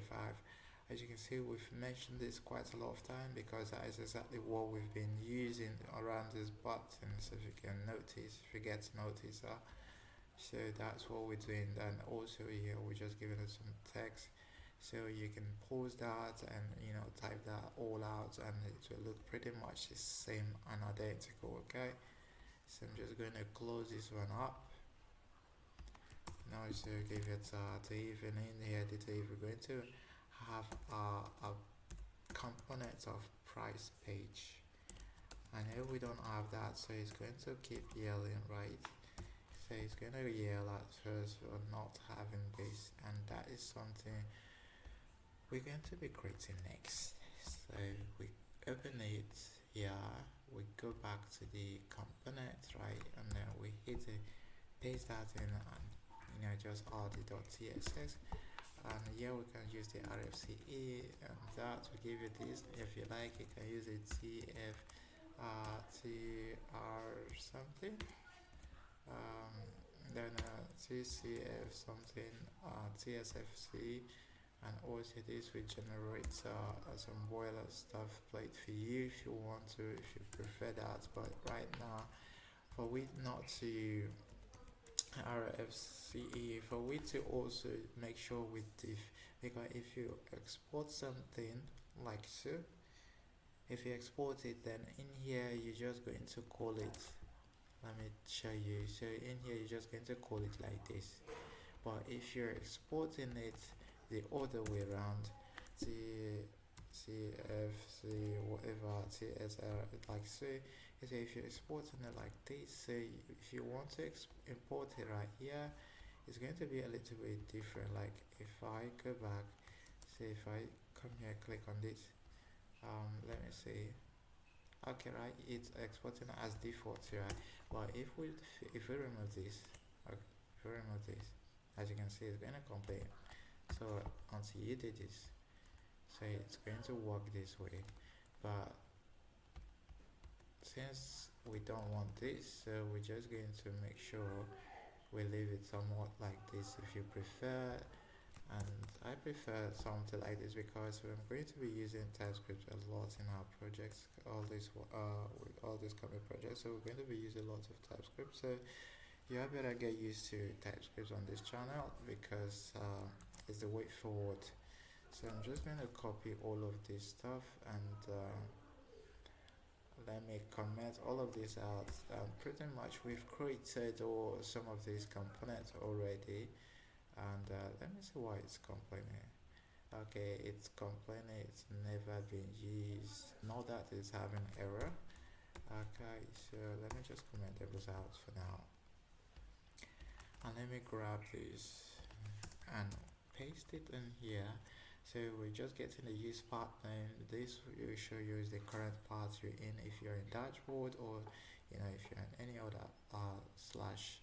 So it's going to give you the path name to which you are currently in. So right here we've got another div. I think I need to, this div is going to have an overall, it should be the overall parent to all the children. So I'm just going to give it a text to be of center, give it a max to be width of 3XL, and mx to be of all2, and also margin top to be 44. And right here there's going to be as you can see right now, I want to show you guys something. The reason why I did this. So I'm going to explain this. So right here we're given a div, and a div we've got like a class name. I don't know why I'm giving this. Okay, there's a reason. I just want to group everything in one div so I can be able to move them around. So we're given this div right here, flex and justify center, and also span with our price with also an icon in it, and also flex, just so these two can be in line with each other. So using the flex item center and a gap at 2, and also some the heading 3 tag, and also some paragraph tag. So let me save this, and if I should go back to the home page, as you can see, choose the perfect plan for your business. Alright, so okay, so we are here to we're here to render the pricing card. That will have been fun if okay, so down here we're going to render them, but before then I will show you guys what I wanted to let you guys see. So for now, let's just keep on doing, because we'll come back to that, and you will know what I'm trying to show you, because this build has so many pages, and in these pages, since you were using a kind of reusable component, so the kind of logic we need to implement so we don't get ourselves confused, and we don't let some things show in some actual routes. Okay, that's why I really wanted to show you guys something, but I'll still show you what I wanted to show you guys. Okay, so let me, like, for now, go to this next page, this next div. Okay, so right now we have we give it a class name, we have some grid, we have a large device, we have grid calls free. Also on medium devices we have them grid calls to, like so, and the max weight to be 5XL, MX to be also, and the gap of 6, margin top and bottom to be 14 XL. So right now we are having 3 of those, so I'm just going to copy those. And slap this in here. So this is a component we're going to be creating called price. So in here we are going to create a component called price.tsx, like so. So in here we got the TFC, CSRFC. So we've got the price component. Let's import that. Even if we do, it's still going to keep yelling, but that's okay. We're going to feed our baby soon. So right now we want to go into the price tab. Okay, so here we are on the price tab. So we're importing the image from next image, import React, and also this icon from React icon, and also right here we've got some props. Don't mind it right now, because right here we're using types, and over here we're using interfaces. So just follow along, and it will all be fine. So we're going to give it a type of string. We're going to give it a price type to be of string. or number. Alright, we are going to give it let me just grab these ones. Little details of type of string. These are all what it's going to be expecting from as props from the when we're going to be pass props as from the price page to this price here. So benefits going to be of string and get started going to be of type string. Alright, so if we come here, as you can see, we have all of that available.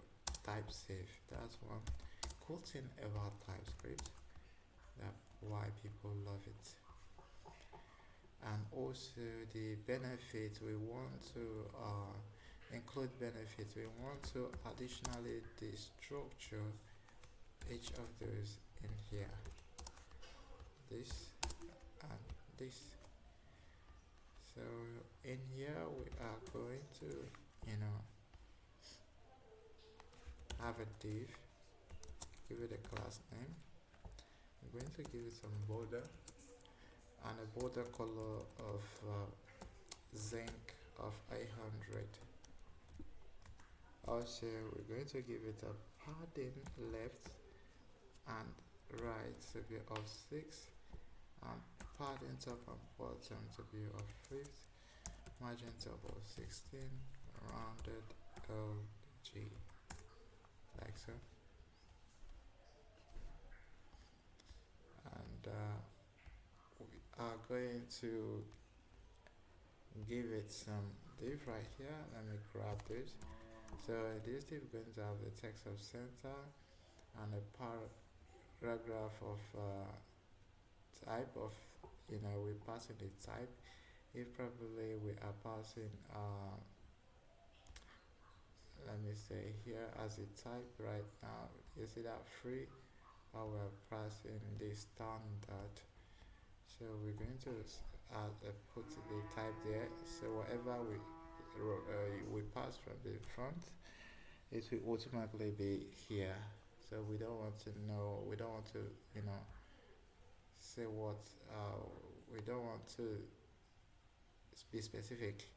So we can decide to pass anything from the outside props and it will all be visible there. So right here we're saying if the type of price type is equal to number, then make sure you render the price type, else make sure you render the price type as well,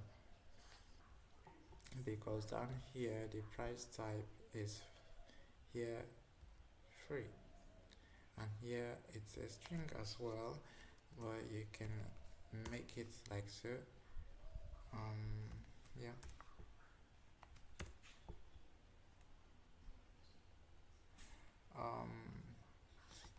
okay, so you can make it as a number if you want to, and I don't know why this one is there.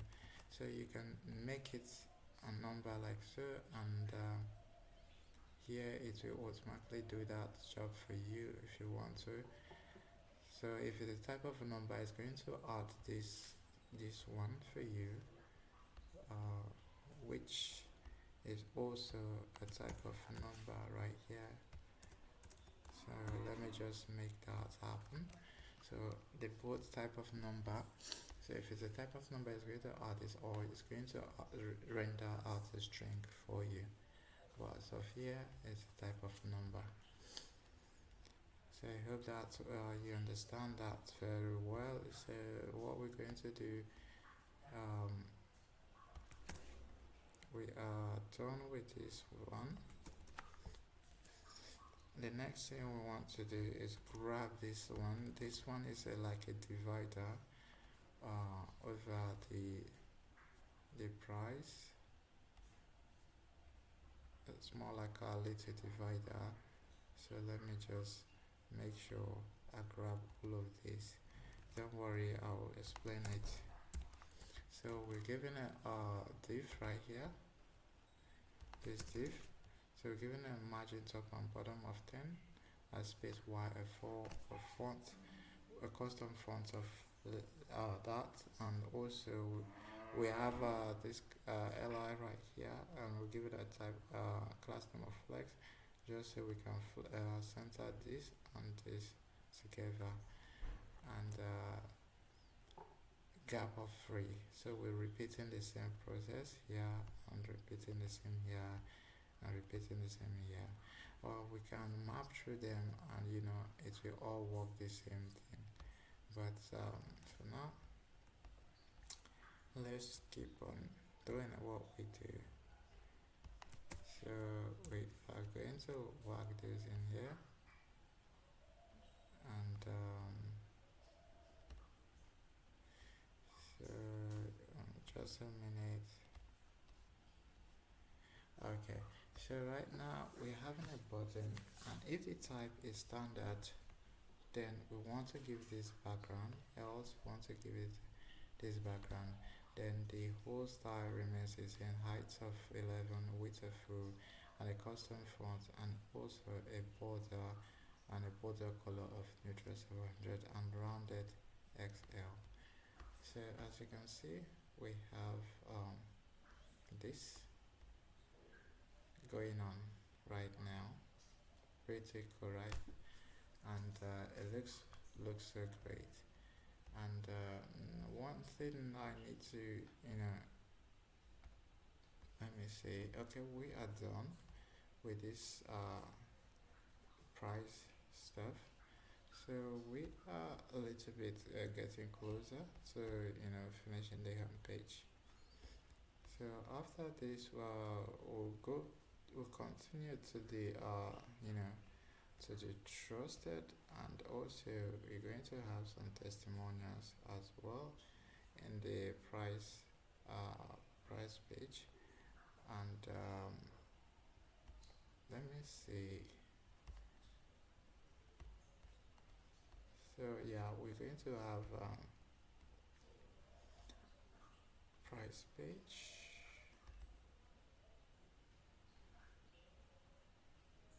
Let me see something. Okay, so here is the price page. Okay, so we are going to have some what's it called, here is the premium. Alright, so we're going to have the trusted one down here. So I'm just going to create that one real quick. So we have the trusted. I don't know if we've created this one. No, let me check. No, we haven't actually created the trusted. So let's go and create the trusted component. So you create the trusted.csx, rfce, this one. Okay, and so this one is a little bit different from this one, because this export the default. Okay, so this is the one you want to use. So let's go to the trusted. So right now we're going to grab the logos. As you can see, we have a pretty much of bunch of logos flying around, right? They're all in arrays of objects. Some of what we're going to do is grab the H1, close that up, and come in here and give it H2. And here we're going to give it text of center, font of this size, and also text of this size, and margin top of faces, our custom font of this one. So in here we are going to give it some div, give it a class name of width to be full, padding top and bottom to be 12, and a div of class name mx to be of auto, width to be full, px to be 4, medium to be px of 8. Alright, there we have a div, and then here we're going to give it a div of type of group, a relative, and margin top of 6, and flex gap of 6, overflow to be of hidden, and paragraph padding to be of 2. So this is a little bit different. So we're going to be using the HTML style. So I'm going to give it style, and here we're going to only give it a mask image, and here we're going to grab this one, the mask image here, not that.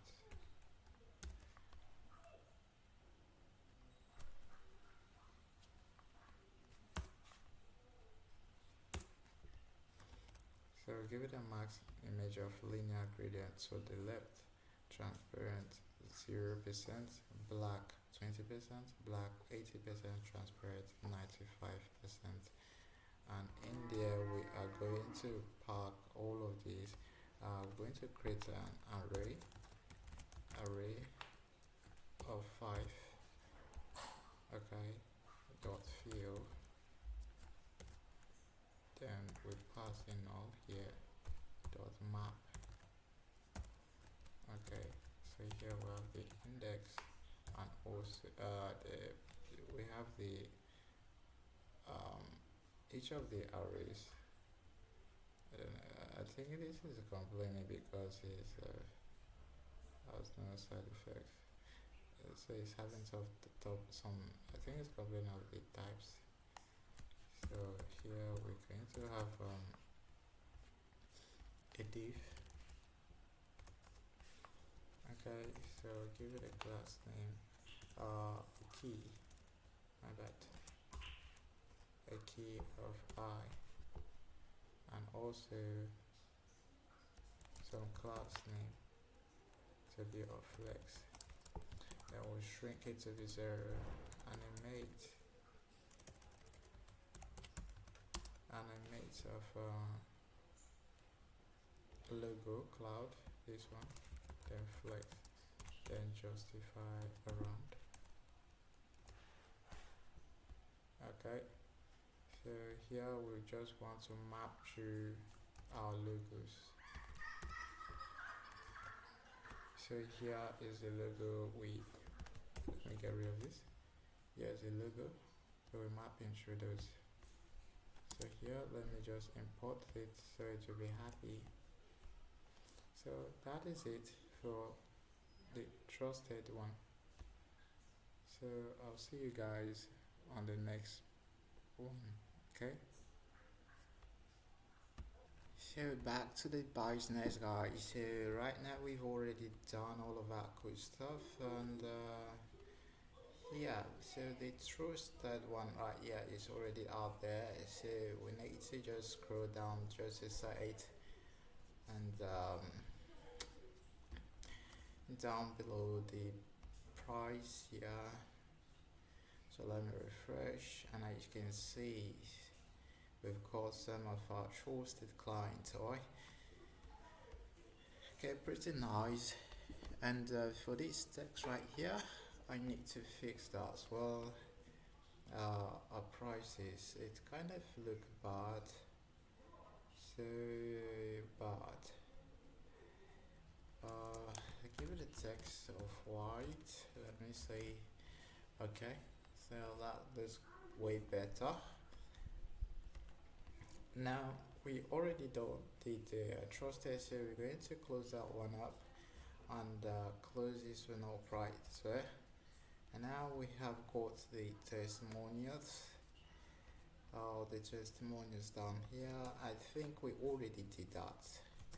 I think we already did the testimonials. Let me check testimonials. Okay, we already did. So that's the cool things about our reusable component, because you don't need to write the code again. So all you just need to do is import it and you'll be good to go. And as you can see, we've got these ones right there. Actually, I think we've got some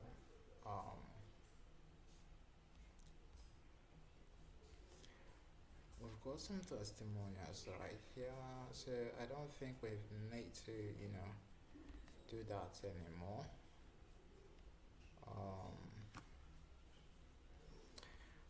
This is the price page.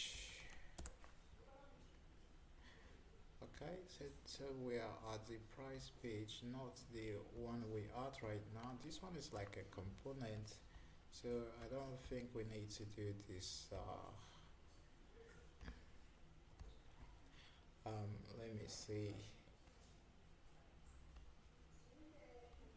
Price page.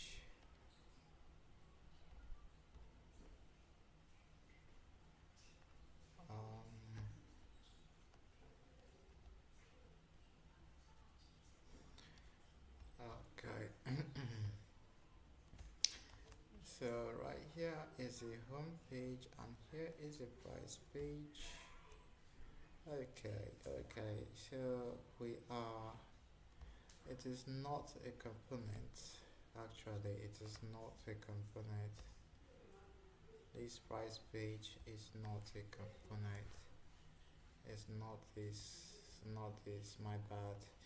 Sorry for that. So all I need to do is come here and create a folder, name it price.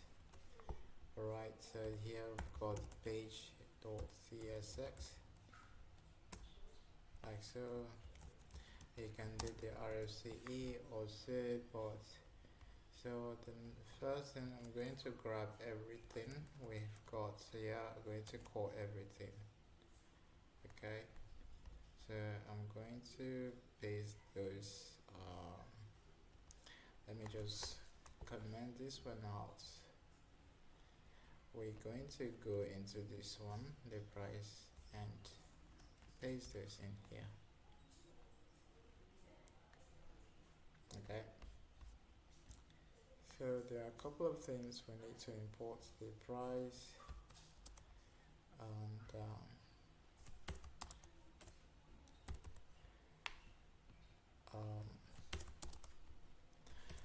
let me go back. Okay, so here is the price page, and in here we've got the what's it called, all of these fields, all of these components. So we're going to import price, and we're going to import the trusted and also testimonials. So make sure you import all of these. So the price, trusted, and testimonials, like so. And it is not defined. So here we were trying to price page. It's actually a price page that was rendered here. As you can see, it's a price page.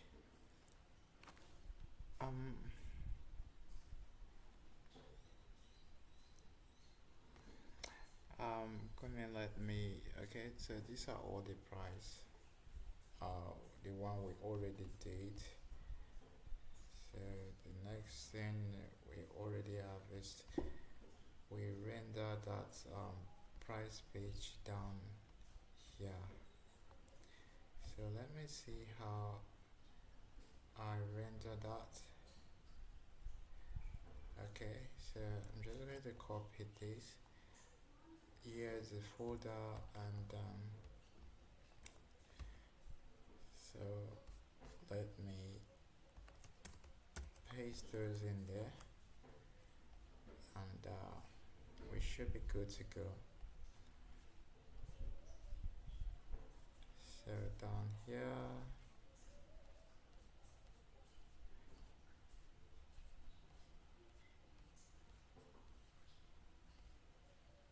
okay. So I need to make sure this one right here is not visible, because we already have it. We already have the testimonials. Okay, we already have this.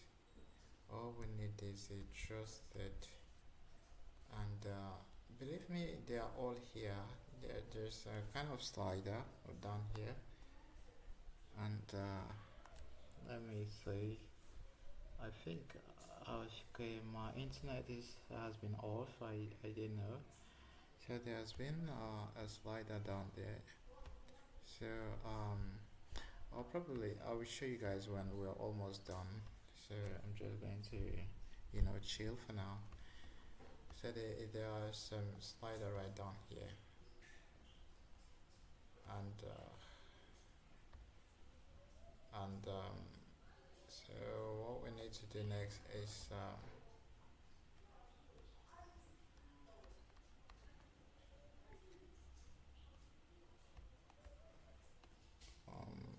so here, and also down here we have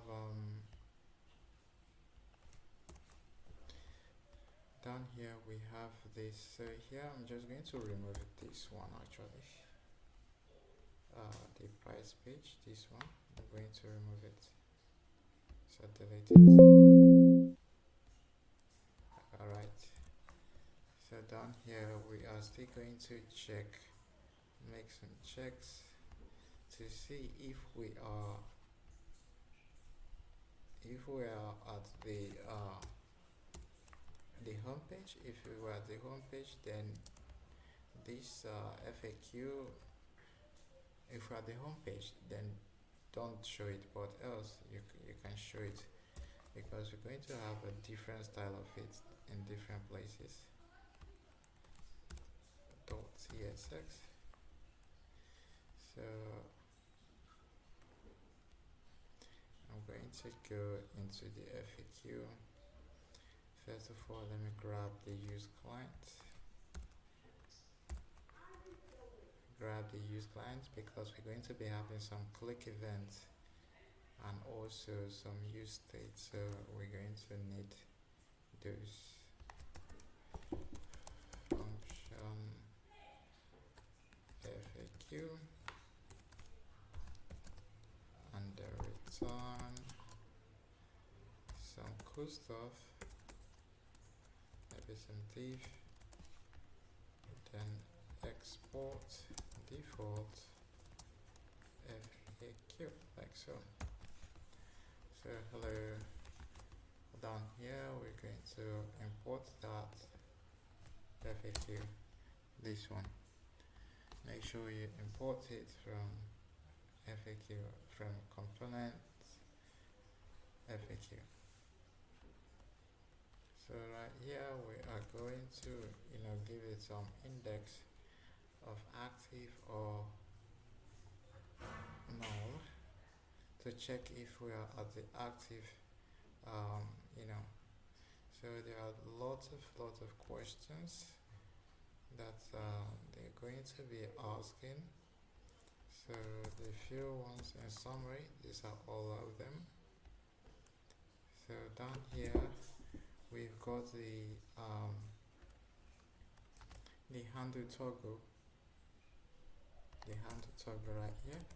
So it's a function that takes the index, and then it's checking if the index that has been passed is equals to the current one we have and this one. If it is the same, just return null, else just return set the index back to whatever it was before. So Next thing I need to do is in this div we have lead to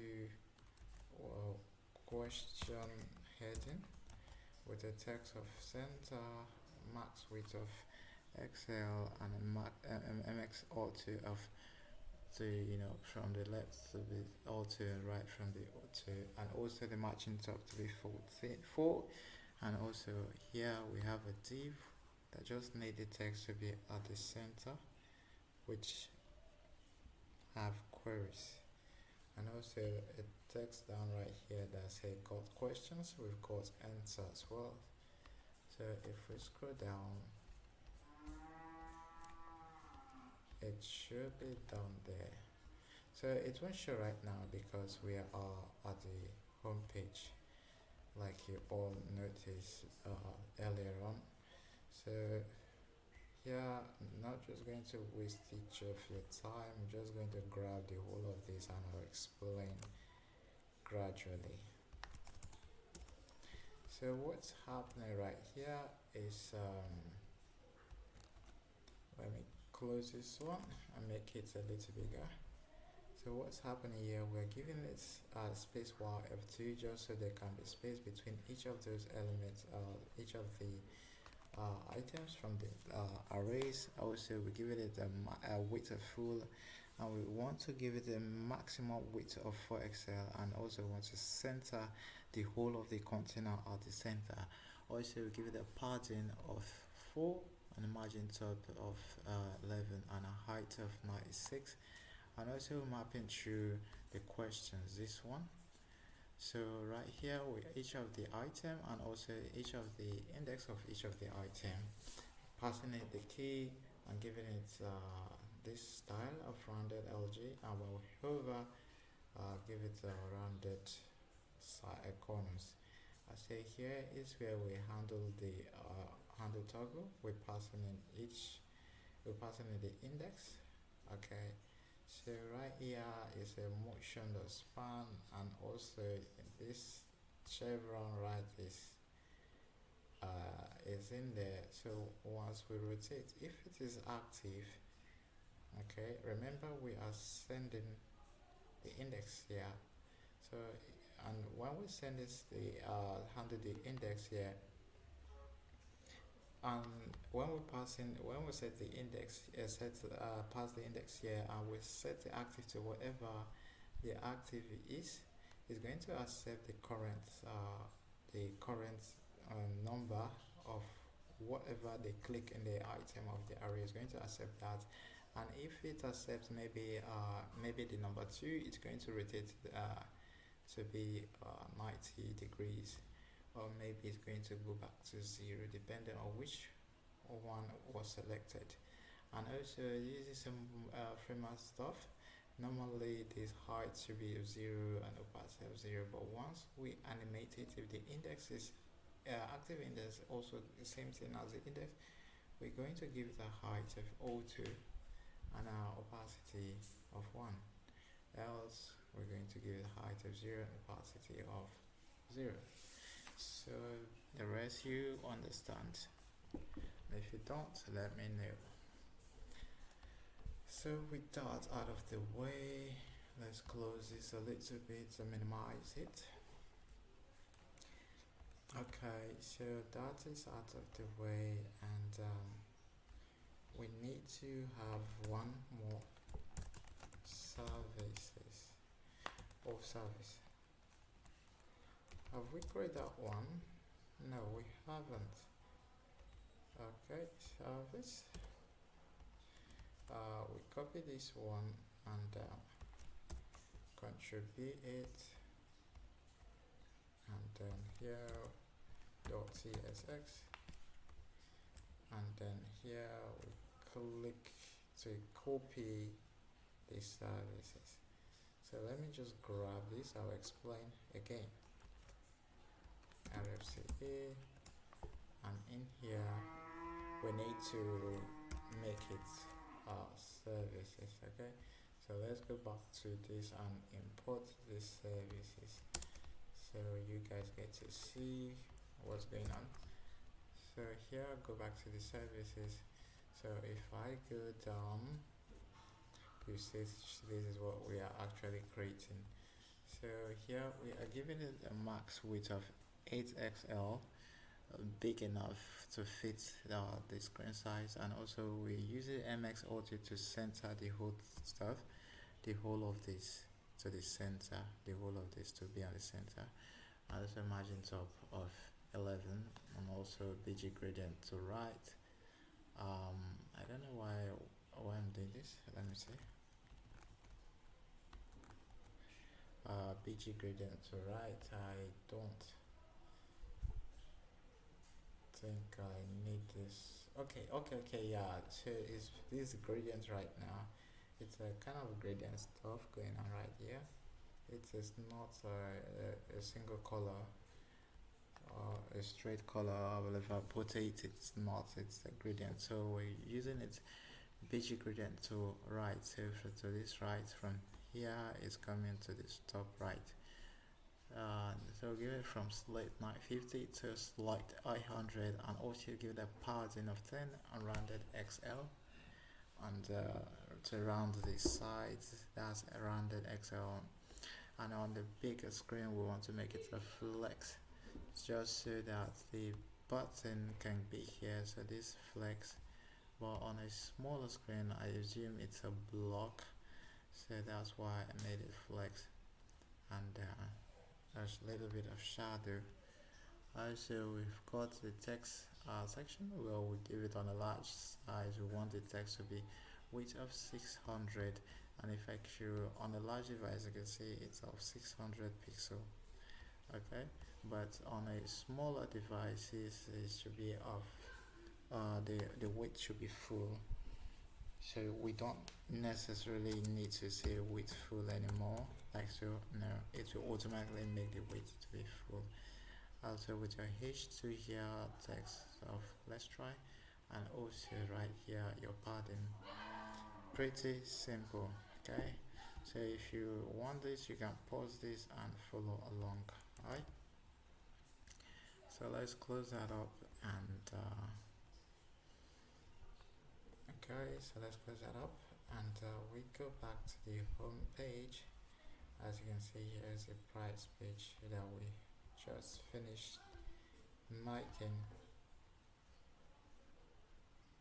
Okay, so here is a price page, and also we've got a blog list coming up your way like so, and also we've got the FAQ. Let me just quickly import that from FAQ. So we have that, and also we have the service.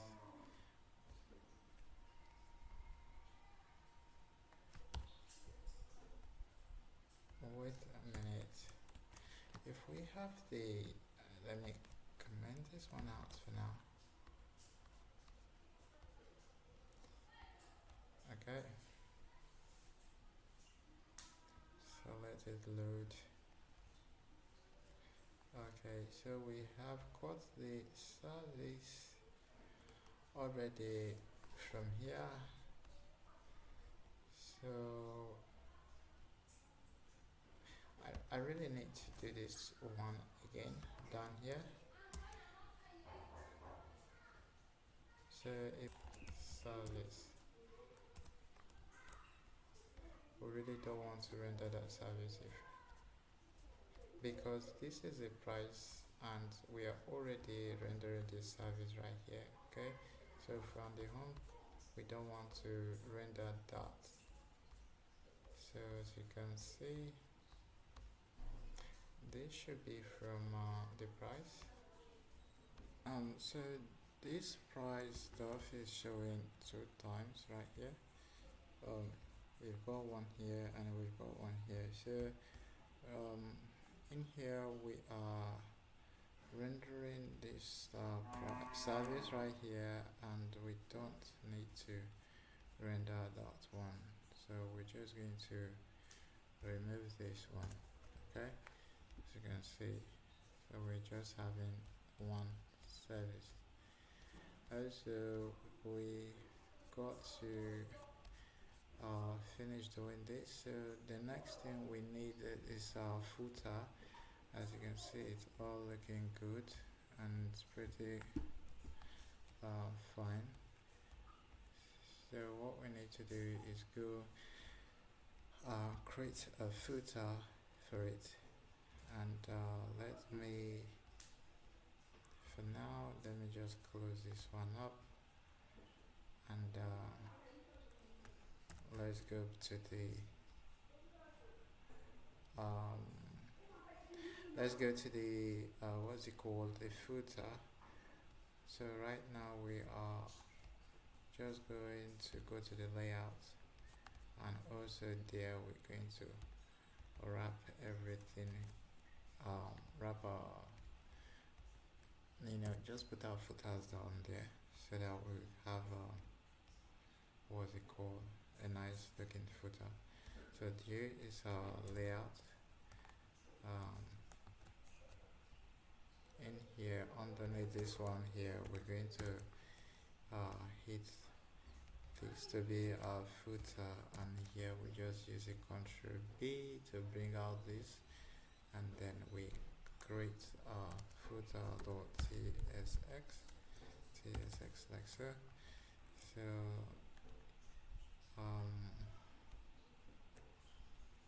so the footer is pretty straightforward stuff, so I'm just going to copy that and explain. Okay, so here is the footer. So here we're using the HTML footer tag, and also get a margin top of 44, give it a div with a flex item center, and also an image component from the Nextjs image. So here we've just given it a name, and also here a padding of max width of 96. Also we're going to have a div, the overall div that that encompass all of this, and in here in one of these div I'm going to give it a grid, and a grid calls to and margin top of 14. And in here we have our one section of the grid. So it's going to be like of two places left on the right. So let me show you guys what I mean right there. So I'm just going to come here and import the footer so it stops complaining. So down here now, let it reload. So down here as you can see, we have this grid. So here is having left, and here is having right. So this first part is right here is this part right now, and the second part right now here is this other part right here. So we are only using this to separate this and this, so we're giving it grid of 2 on a medium devices, because this is a medium from medium device or port, so this is what you get. Okay, and also we have the alright reserves and buttons down here. So we have done this. So the next thing we're going to do is the feature page. So once we click on this, it goes to the feature page, and that is something you guys need to see here. I'm saying here go to the feature, here go to the price, here go to the about. Let me see if I already have the price page. Let me see. Okay, so here we have our price stuff happening right here. So I feel like there's a text that needs to be here, so I'm just going to check the original code. So here we need to have a price page. Just coming for a second. So yeah, so here there need to be some price. So before I skip this stuff, before I skip it, let me just zoom this a little, take this, zoom out a little bit, and also this one. zoom in a little bit so we get to see things clearly. So here is the price page. So I'm just going to come here in the price page here. As you can see, I'm still kind of using logic here to render. If we're on the home page, then we don't want to render anything, but if we are on the any other page, then we want to render something. So that is what we basically did there. And it is important because in some other places I want to render this price component, but I don't want to keep on saying this, because some other components we have their own, so we don't want to keep on doing that over and over again. So that's why I'm doing that there. So we already have our footer. Now we have our price. So let me say text to be of white. Okay. So we are done with this one. So as you can see, we still have this core question, and we have the core question at the home page as well, so we don't want to mix things up. So that is why we do some of those logics. Okay. And here is for the price, and then the next one we're going to have for the features. Is it features? Feature. Make sure you remove the S. It's not features, it's feature, because it has to match with this one right here. Alright, so here go to the feature page. Okay, so we're going to grab some of these ones and go to the feature page. Okay, so here you get page.css, RFCE. Okay, up here import all of this. Okay, so we're going to go on each of these one after the other, and the first div right here we have now under within the div we have a div. Give it a class name, give it a text to be center, max width to be 3XL, and mx to be of auto, and margin top to be of 434. So in there we have a div.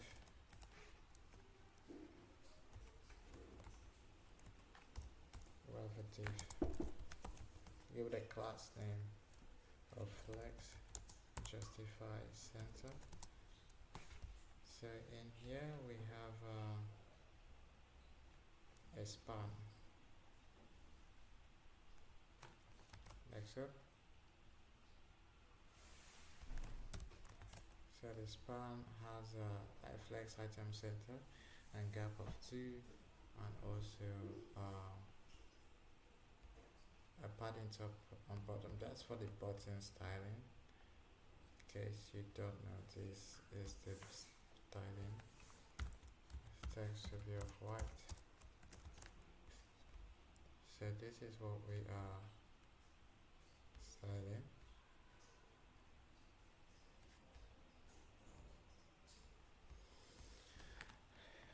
And we have a H3 and also a H2. That's on a large screen. We give it a text of Excel, and text should be of 3XL, font of our custom one, and a font semi-bold. All of that. You can pause it and type it. Okay. And so down here we have another div. we have a div right here. Give it a class name of um, margin top to be 28, and also a button.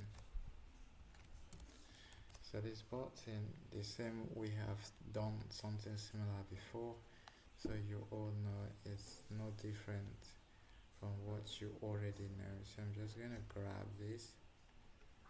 So this X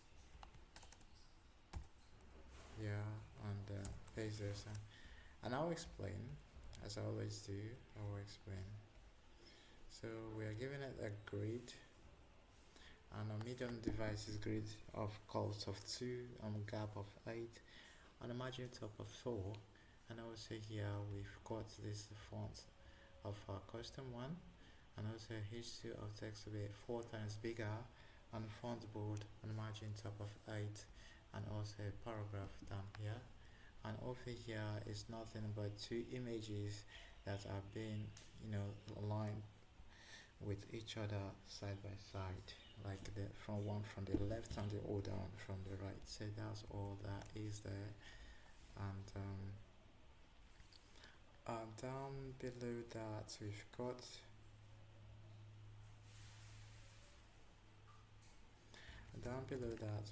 the simplify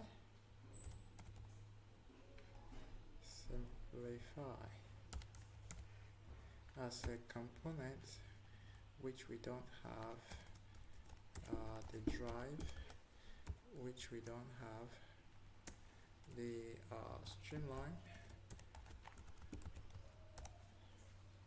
streamline, I think we have streamline before. I don't know if we do, but I'm going to check. If we do, then no need. And here we have the testimonials, like so. And here we've got the services or services ones. It just doesn't complain. I don't know if it's we have got some of those created. So let me check. Simplify. We've done that. Okay, we've done that. So let me just refresh. Okay, so we've got this all around here, and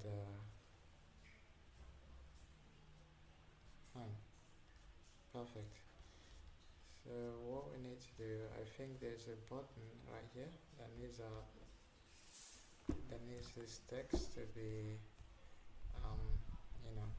so that is the beauty of reusable component, because you don't get to rewrite it over and over again. You just need to write it once and you're good to go. So here it's showing this button text should be, I don't want to give a specific text right here, because we're going to do the light and dark modes together. So as you can see, it's all fast. Okay, and also right here we have text, and right now we don't want it to be of any type of color. Just going to remove those and refresh it.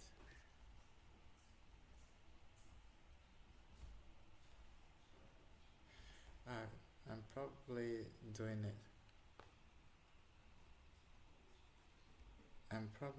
it in a wrong I need to do that in this here, and having the text of white. So I'm taking that away, refresh it. Okay, so there goes our text.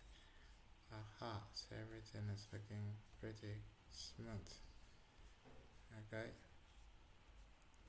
so the next thing we're going to do on this channel, we're going to somehow recreate some a website I know is very popular right now.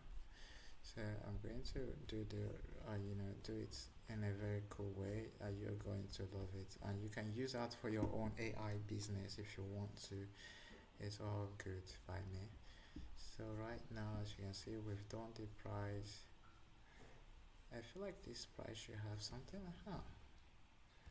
So there's something going on there on the price, and here we have the text of white. I see. Okay, yeah, that is fine. But this one, text ink of 400. Okay, that's not the one. It's actually this one. So I've got to remove the text of white from it. So as you can see, we have our price. Also right here, I said I was going to, you're going to see the, the client stuff later on in the video. Some of our trusted clients. Okay. So we've done this. So we're going to do the about page and the error page next. And the blog page, I hope we've done that. Okay, we haven't. So that will be the three things and the contact page that we're going to do. Make sure you stay to the end, because you never know when I'm going to implement the contact functionality. So I'll see you guys in the next. So welcome back, guys. So as you all know, we're done with the feature page here. So I'm just going to close that out, and also close this pricing one out, and also this one. So we're back at the home page. So like I said, we're going to be creating the blog, the about page. So let's actually start with the about page, right? And then we can think of figuring out the next one we're going to be creating. So let's go to the about. So here's the about, right? So we're going to create a page for that, and we're going to name it about folder, and in here we're going to say page.txs, like so, and then that we automatically get rid of those errors. So here we're just going to call it about, and let's save it. And of course you should see something right here, but if you can't right now, don't worry, it will show up soon. Okay, as you see, there's about here. So right here we just need to grab some few things. So we're going to paste those here and save it. And in here we're going to create a div. Okay, and that div we're going to give it a class name, give it a text to be of center. I say max width to be of 3XL, like so, and MX to be of 02, and margin top to be of 44, like so. And in here I really think that whatever is in here is going to be pretty simple, so I'm just going to copy that and explain. Okay, we already did this. So here is a div in there that has a max. Let me close this, give it a flex and justify of center, because there's a span tag in here, and also there's a text in here, and also we've got a text of border and also an icon in here. So that's why we're making it look flexible, make it look flex, so that these items can be properly centered, and also a little bit of gradient all over the so-called div. And also an H1, as you can see, an H1 with a large text, 6XL, text 3XL, and also, and you see they are all kind of little things that we don't need to waste much time on. And also here we are calling a little bit of reusable components. So we have trusted and also testimonial. So when we refresh this, we don't even need to so here, right here is this thing I was talking about. We have an icon and also a text in there. So we need to give this text, we just need to give it a text of white. Like so the text should be white. Text white, not white. Okay, so there you go, having that text of white. And also there's this little bit of what's it called. Okay, so we have this right here as well, and right here is some of our trusted clients as well. I'm going to make sure those showed up there. Believe me, there's something right here, so they will show up very soon once we're about to get done with the project. Alright, so in here we've got another div. Let me recopy that real quick because I'm trying to make sure I meet up with some of the older projects I have also along the way more better than this. So make sure guys you subscribe to the channel, and a lot of more of this, not just static stuff like this. I know I love designing UIs, but a lot of advanced stuffs are coming your way. Okay, so right here we've got the same thing we did right here, the same flex of a thing. So I'm just kind of redoing it so that we can get a proper alignment. So let me just give the text of white. Okay, so that should be white. So with just some other text meter, all of that cool stuff.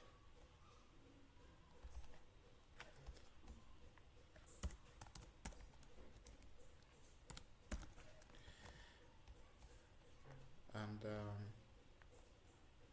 so as you can see, all of that cool stuff, they are coming.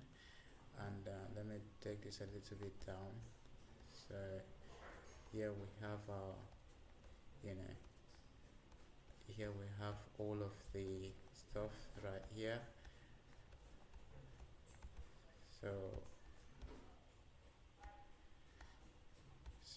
right now we need to grab this one and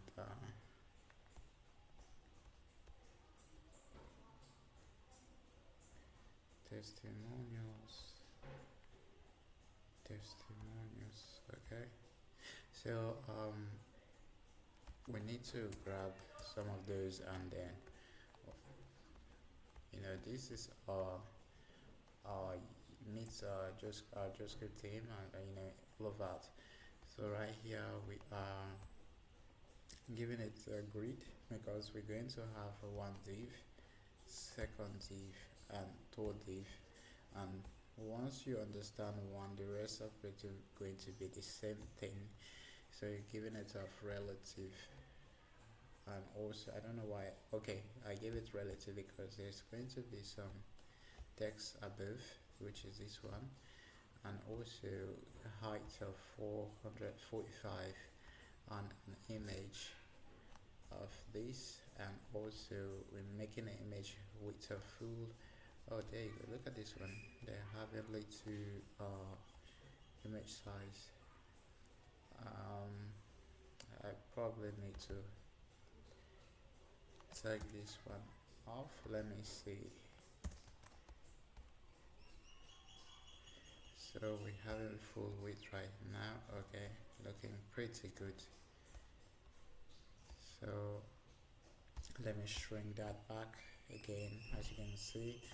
So I just need to remove those width because they are causing it not to be responsive. So if I go a little bit, you can see they're kind of cool. Okay, so all I did was remove that and giving it a height of 44, and also an image of this, and also a div with heading and also a paragraph. I'm making it absolute bottom. From the bottom it should come a little bit, like if I make this a bottom of 10, 11, it will go up. The text is going to go up. As you can see, it will go up, and if I take it back to 2, it will drop, as you can see. So that's what the bottom. Make sure it's all in absolute so you can place it wherever you want. So that's it for this, and as you can see, it's pretty nice. And also I can't I really don't want to have, because we already have the testimonials up here, so I think this shouldn't be there. It should be down here. It should be down somewhere here. Let me see.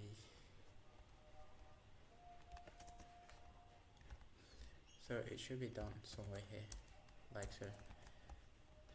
And also we've got the frequently asked questions, FAQ and services. So we don't need to rewrite all of that because we already written all of that. Okay, so here is all that is for we to do. So as you can see, don't worry, I'm going to fix the what's it called, we're going to fix the other one, but for now we just want to make sure everything is set. So we've done the home page. As you can see, here's the home page, and also right here is the feature page. Okay, pretty nice. And here's the price page, cool looking. And also here's the about page, so slick. And now the next thing we want to do is the blog page. Now you see it's giving me, it's erroring out, like it doesn't exist. So right here we're giving it a blog, and in here we need to make it a page.css. Okay, and here we run it and name it blog. So actually guys, on the REAP project right here, on the REAP project, this one, you might have seen me do the provider here. I've gone a long way just so we can, make sure these things actually work. I've done the what's it called, the React query, because that was what I intended to using on this project. And also we've done the context as well, and we have got the what's it called, the image upload. Also we are making sure whenever we upload a new image, they can be stored in a global context, whereby we need to keep on using it to pass down to each of the children. But for now I'm not going to be making use of them, because this project I just wanted it to be a little bit simple for you guys to follow. Maybe in the next one, or maybe on another project, then we're going to make use of it in a bigger way. But for now I just want to keep it simple with you guys. Okay, so right here on the blog we are simply rendering out so I'm going to close this out. So in this blog right here, we're simply rendering out just a component which is called the blog list. Okay, so I'm just going to put that there, and also go back to the component and create a blog list.css. So RFCE blog list, like so, and then make sure you import it like so. Where is this not working? So make sure you import it like so. You close that up, and we're going to go to the blog list. So first you notice there are a lot of stuff going on here, but I'm just going to make sure I do the important one, right? So it doesn't get too stressful and too confusing. That's why I'm taking my time to explain everything gradually. So if you take a look at here, I'm actually fetching the blog using the use query. So to let you know that I actually took this project a little bit further than what I normally do. So, but like I said, that would be a project of its own, and I promise you guys I'm going to release something way more different. So here we're going to give it a class name and a text to be of Xenon and a max width of Excel, and also max to be of O2 and margin top to be of 20. Alright. Excuse me. So I'm just going to grab this, give it a flex justify center and a div, a flex item center and a gap. Okay, so we already did this before, so alright, here it's having that text of white, so let's get rid of that.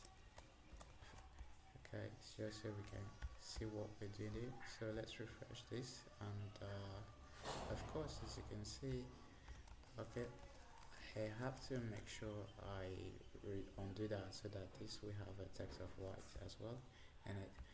So here we have the h3 and also a p tag. Yeah, so we have a h3 and also some p tag, and these are pretty much some titles going on there. And down here, let me see, so I've got this div that we haven't. Okay, so down here we are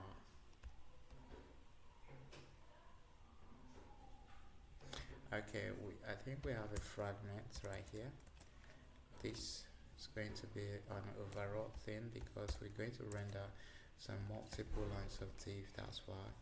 So let's save that and come down here. Also down here we're going to render some block of divs. Well, let me grab this because so I actually render an actual thing that's coming from a database, but I'm just gonna keep it simple with you guys. Okay, so let's go back to the top where I will explain each of these lines of the divs. So we already did this, so we're giving it some grid, and on large device we want the cost to be of 3, on medium devices we want the cost to be of 2, and on smaller devices we want it to be automatically be 1. So when I kind of refresh this, you see, as you can see, this is the div, and in here we've got this tag, in here we've got this title, and in here we've got this some additional details. So here is a image, and also here is that title you saw, this one, and also h1, which is this, and also we've got the what's it called, the paragraph, and also a little image right here that's having all, I stock them all in a div box right here with a flex, and also right here they also need to be of group them inside a div. So that is all you need to know, because ultimately making sure I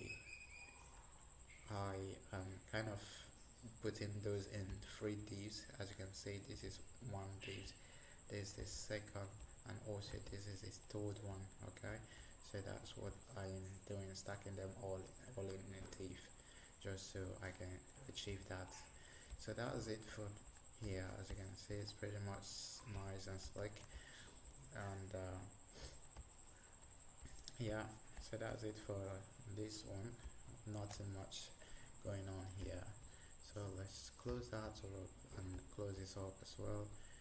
So the next thing we're going to do is the so let's go to the 404 page. Then yeah, let's go to the 404 page. I don't know why anyone would go to a 404 page, but just in case whatever they are looking for is not being found, then so here's how you create a 4 page. And here there's the error page. Let me just name it error page like so. And if you refresh this, I believe it should, as you can see, it's having the error page. Okay, so we need to go to the 404 page, this one. And I ain't gonna lie, there are a lot of things going on in this page actually, and I wouldn't want to write everything right here because there's a lot of logics that needs to be written, and I promise I'm going to leave a link to it on the GitHub so that you can grab all of it. Okay, but I'm just going to see how. Why is it complaining? Okay, so I'm just going to see how I'm going to, let me import that one first. So it's complaining about I really don't think I need that one, but if I don't, as you can see, if I don't, then here is a 404 page, and if I say hello, as you can see, it didn't do anything much. Hello, as you can see, it didn't do anything much. Okay, so what you need to do, you need to have this component called the particle field. Okay, so I'm just going to open this up and come to the component right here, and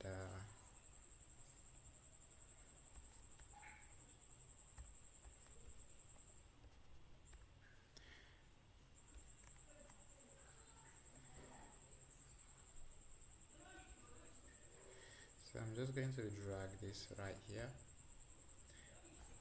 and import it right from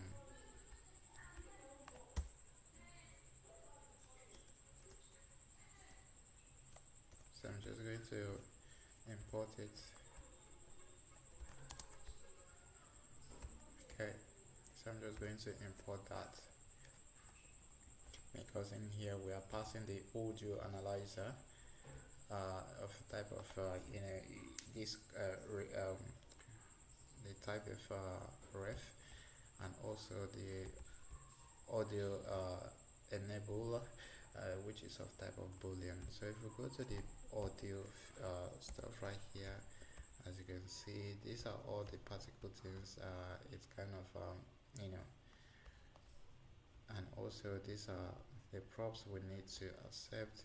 So it's just basically making all these particles right here, and if I come here and say hello, hello, probably need to refresh this. Hello.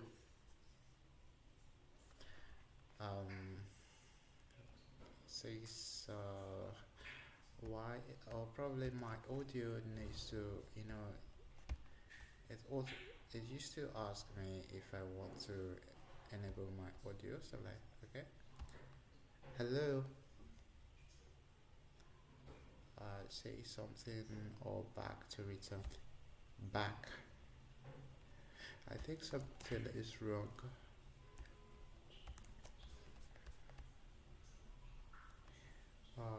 If shows this, if text will include him, or text will include back, set. Okay, so if it is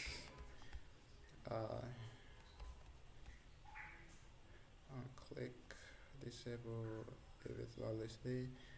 Okay,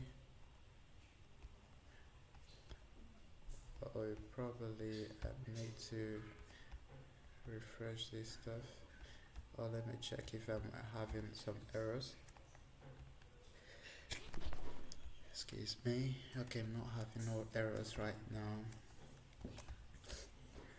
Let me go back to the home page. Probably my mic is being turned off. I don't know. Hello.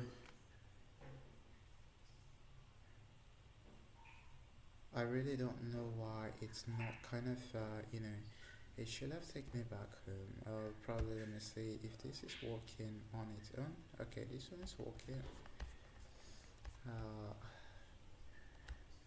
Okay.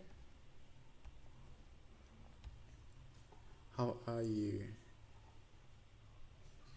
I think there's going to be a problem because it always asks me your microphone allow this page. Hello. Okay, this is weird because it does work. Some fucking thing is happening right now which I don't know. But I'm going to test it on my other browser just so we know if it's from this browser. Okay, so let's quick go back to I want to make sure we set up this what's it called, we want to make sure we set up the contact us page because there's a lot of setup we need to do to achieve our goals because there's very lots process and I'll need you guys to pay like attention and make sure you follow the process of how I got that working so you don't miss a thing. Okay, so the first thing first we are going to do is make sure we go create our contact page. Okay, so we go create our contact page and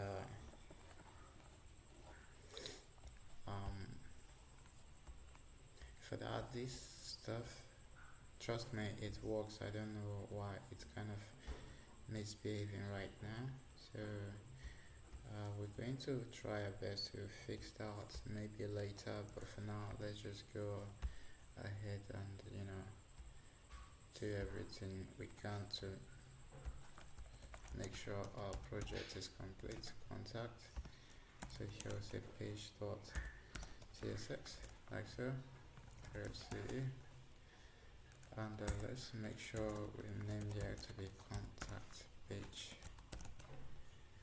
like so. So if we come here, it goes contact.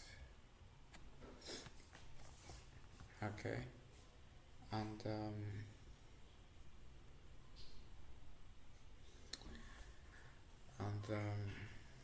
so let me make this a little bit wider.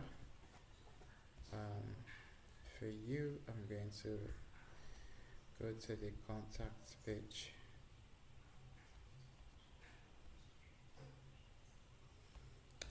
Where is it?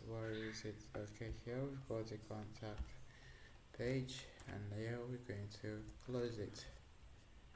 Alright, so there's few things going on here as well. Just going to grab those. What we're grabbing the type of form event and also a use state. Okay, so for now let's just grab this. It's a loading, so the type of is loading. We're not gonna touch those options yet, so right here just going to give it the class name of text to be of white like so. So that is it for this one, and when I come back I'm going to continue the whole building process and until then, so let me run our server npm run dev. So just going to close this one down, and so right here we're going to have, I don't know why I need to have this text as white, so let me just get rid of it. We're going to have a main tag right here, and in the main we're going to have some class name, not that class name, some class name here, max weight to be of 7 extra large, and mx to be of 02, and also px to be of 6, py to be of 12. Okay, so here we have a div, give it a class name of grid, give it grid cost to be of 2, also we got to give it some gap of 12, like so, and items to be of 7, items to be of start, like so, and in here we've got a div right here, a funny looking div, so I'm just gonna grab those. So in here we've got to give it a space y of 6, and also h1 of contact us, and also some h1. Okay, so for the form I'm actually going to grab it. Okay, I'm actually going to grab this form and paste those in here, but I'll comment this one out because we haven't got to that extent yet of implementing it, so I'm just going to make it that. Yeah, so down here a little bit of UI going on here, not much, so I'm just going to explain it.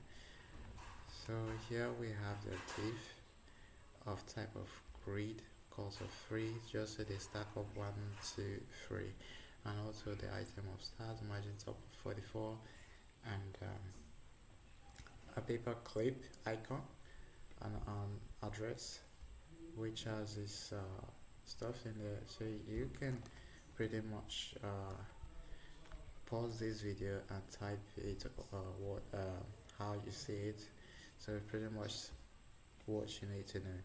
So the next thing we are going to do is so now we have some loading states. Also we're going to comment this form. Let me refresh so you guys see what's happening right now.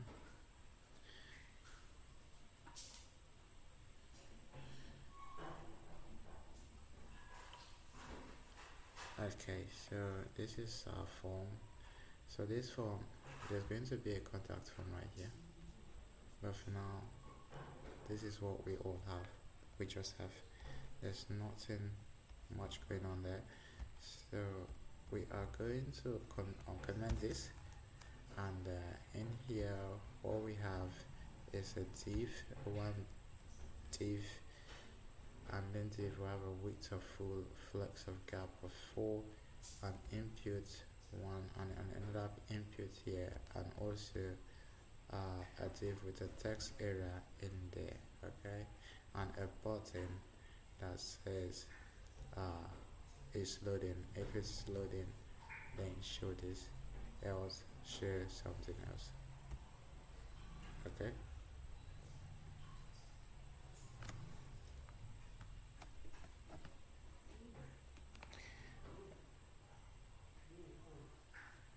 and so let me save this. Why is it complaining? Okay, it's complaining of this on submit right here. So the next thing we're going to do is a function. We're going to create this on submit function. So we're going to name this async function, async function like so, and then the name is going to be on submit like so, and the type here we're not expecting any type, just a type of form element for for we to be able to form event. And here we see HTML form element. Okay, like so. HTML form element, and here we are. I'll probably, let me see. I think there's something going on here. Okay, it's still having this. It's not like probably not yet accepting the submit stuff right going on right here. Okay, so let's just keep on doing it and to go away. So here we'll say e.prevent default because it's a event that needs to happen. And also in here we are, as you can see right here in the form, we're having this type of text and name to be of this, so we can grab each of these name with the form data. So here we can say const form equals e dot target dot value at e dot target as HTML form element, like so, and then const the form data equals to new form data. Okay, the new form data, and then we're going to pass in the form right here. Okay, so on why is this not on submit? On submit. Okay, so we ordered that, so we're going to do some try catch here. Here before we even set the form, we're going to say is loading to be of set is loading to be of true, and then right here the catch. For we to get all the data of the form, we're going to use the object or entries because they're like an object, so we have to turn this object into some kind of array format. Okay, object dot entries from entries, I mean, not entries like that. I think if you want to turn an arrays to an object, then you use the entries, something like that. So here we pass the form data. Like I told you, they are in an object way, so you have to turn this back to some sort of object or some sort of array. So that's how this works. I don't want to go details explaining this because it's kind of confusing. Or when I started, learning this, and also right now I'm still thinking of which is for which. So here we are going to like send it to a backend. Const response equals the await. We're going to use the fetch. We are not going to be using the server actions. So we're going to create an API, and then we're going to pass in a form, like so. So what are the things we're going to do? We're going to have a method of type of post, like so, and also we're going to give it headers to be of let it accept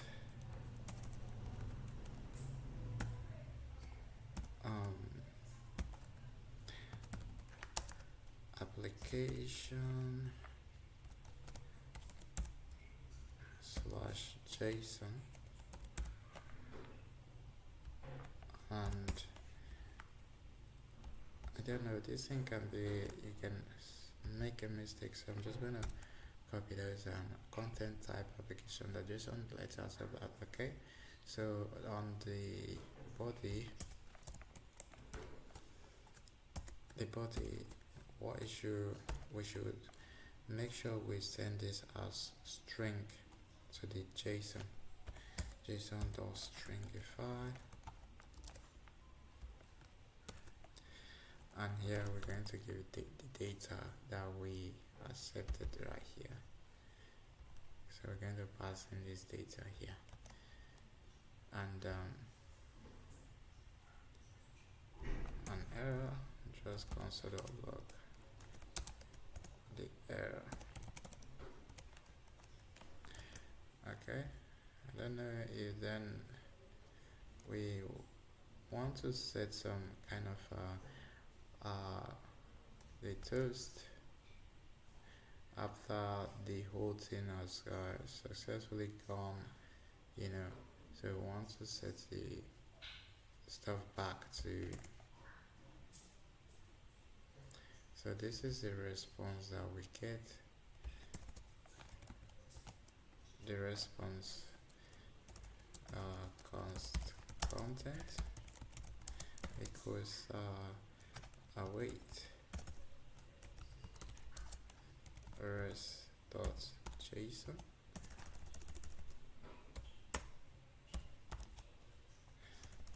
Why is it resize? Res.json.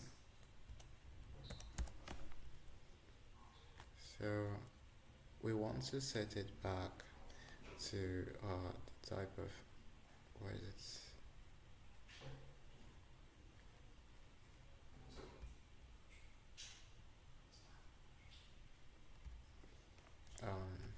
Let me take this here. So we want to set that to that, and also set the is loading to false, and also the form we want to reset it, but let's just try make sure we go through the process of setting out this form first, so we can make sure each of this functionality is working perfectly well. If there's anything we can adjust, then we will adjust it. So right now, all I need to do is go to let me get my internet running. So all I need to do is find the Google okay, let me see. Okay, so here's our form. I need to go to the console.developer.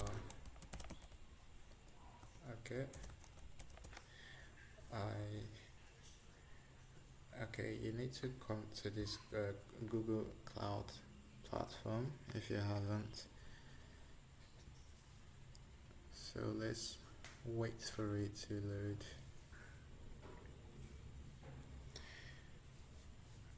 Okay. Okay, so it's loading.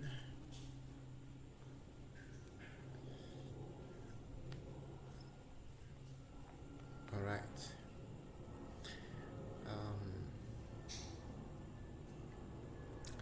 Yeah, so we've got, you can now search for documentation, search blah, and API keys. Okay, fine, thank you. So you might want to come here. You might want to create a new project. Why am I here? Okay, I already have one right here going on, which is my previous one. So I would like to create a new project. Start free.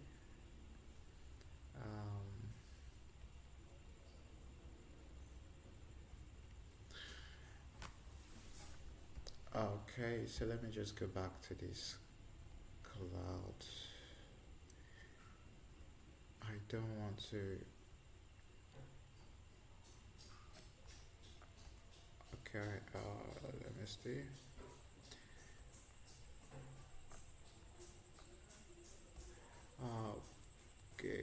console.developers at console.developer.google this.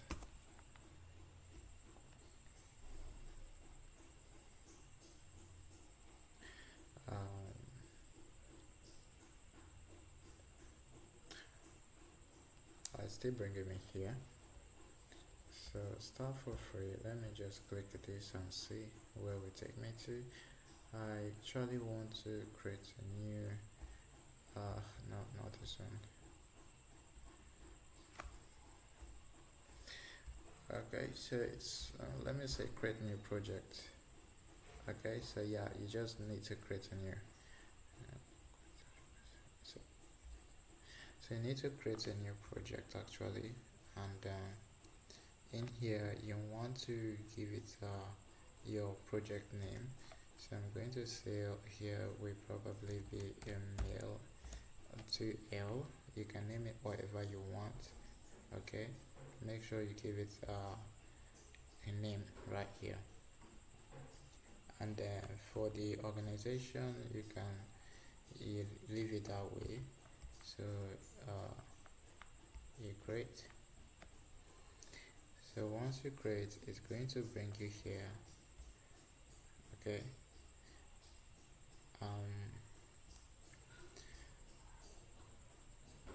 Once it finished create, it's going to bring you here, and you need to go to what's it called, part of this enable API services, this one. Okay, just make sure you close that one. You need to come here. Okay, so in here you just need to type in, you're looking for sheet. Okay, this one, click on it, and then you click on the manage right here. So you let it do its thing. Okay, so once it's right here, you need to go to the credentials, I believe. Let me see, credentials. Yeah, click on the credentials, and then make sure you click on create credentials like so, and make sure you click on the service account, this one, and also you give the service account a name, so you can still name it mail like so, and it will automatically do this for you, to automatically do this one for you. Okay, and okay, so here you might want to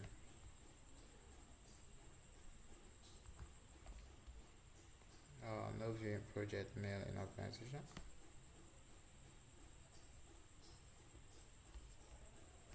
So you make sure you name this whatever you want, and then you create you click on this create and continue button.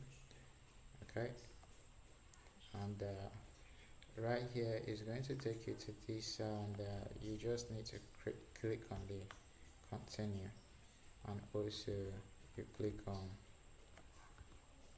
the icon. Okay, I don't know why this is. Okay, so click on the icon. So it's going to take you here. I already have one of those accounts.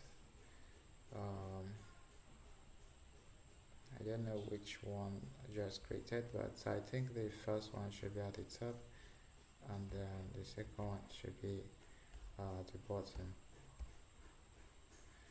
Okay, so you might want to click on either of them or choose one that best suits you. But from here, I'm saying like mail 40, 4484, 4484, is it? 4484, so I'm going to click,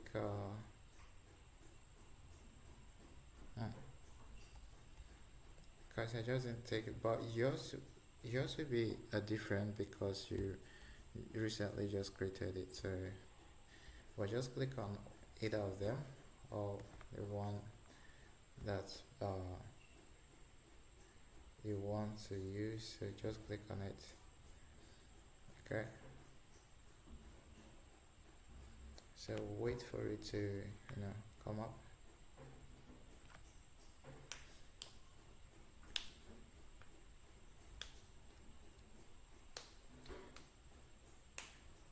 Okay, so service and account, so we want to go to the keys, right? You want to go to the keys, and you click on the add key, this one. As you can see, I already have a key down here, which is active, so that makes it looks like I'm on the wrong one right here. So let me go back and click the second one, which is this one. Probably this is the one we created, and you want to click on the keys right here.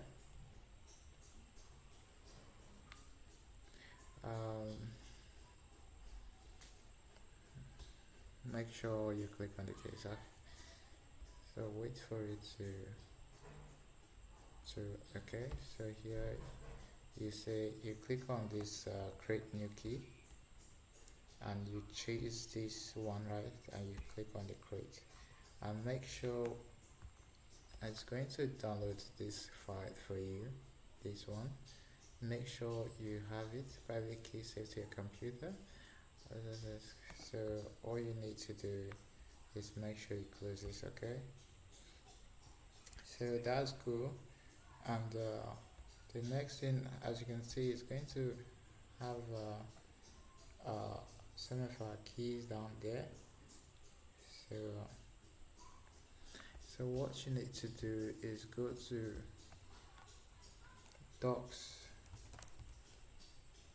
Okay, so docs.google.com/spreadsheet/view/4, and you hit enter.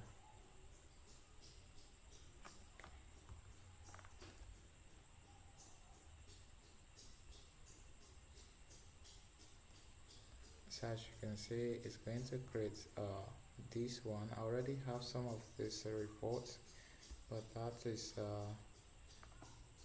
that for me. But so you just click on this plus icon, this one, click on it.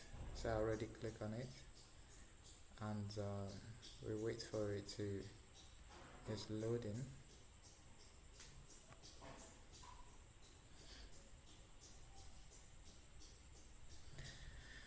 Come on, why is it slow today?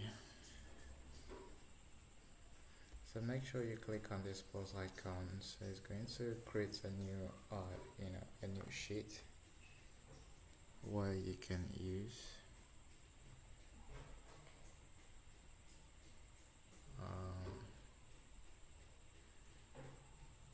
wait for it. Okay, so right here it creates a new sheet for us. So all we need to do is come here and rename here to mail. So you hit enter. So what do our from our front end, what do we want to accept? We want to accept the value of, let me go back, we want to accept name, email, and a password, right? I want to accept name. We want to accept email. We want to accept message. Let me close that out. So we want to accept these three things from our front end. So what we need to do So what you need to do next is go to the share right here, this one right here, and click on it. Click on the share. So it's going to ask for you to add people where they can, have access to this organization. Uh, so what you need to do is the permission right here. All details. Go back to the details. So if you see the this one right here, this one. So grab it. These are the permission. This is the kind of organization you want to allow to be able to read and write to this sheet. That's how you give people permission. So you click on done. Okay. So that's from anywhere they can be able to access and read and write to this database, this stuff right here. So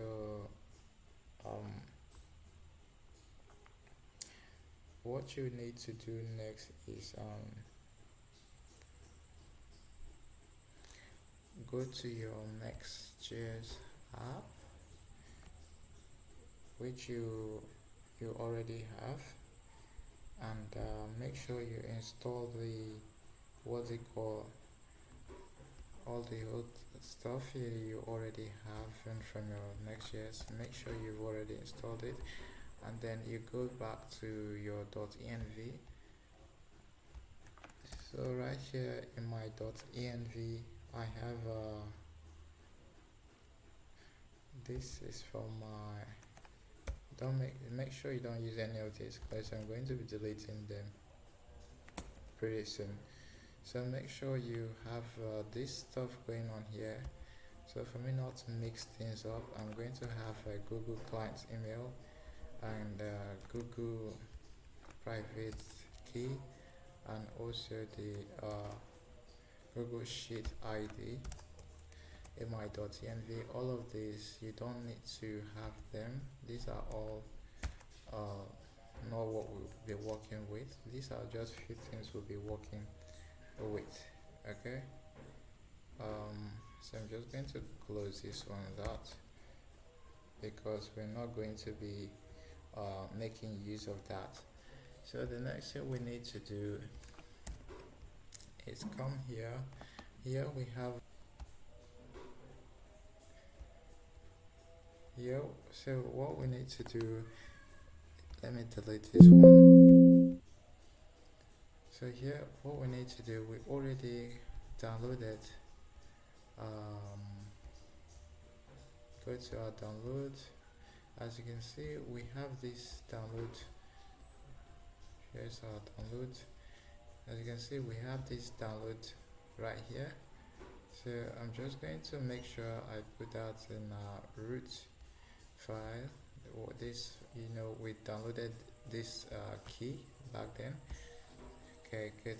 So I'm just going to make sure I get all of it right here.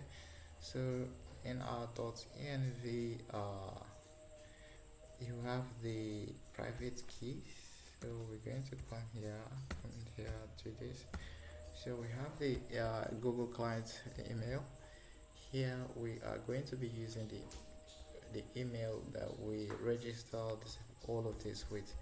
But before then, let me grab this key real quick.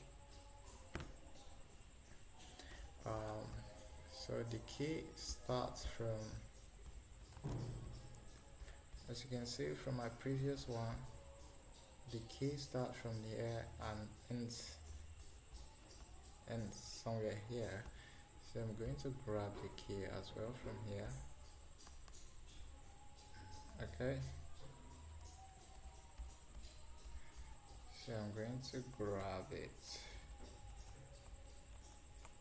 So here, and copy it, and make sure I have it pasted inside the Google private key. here. So I'm going to put it right here. Okay, save that. And for the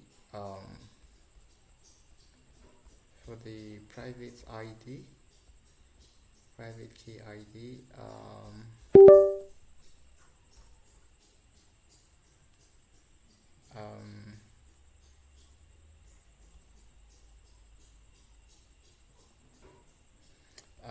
I'm trying to figure out where I have that key ID.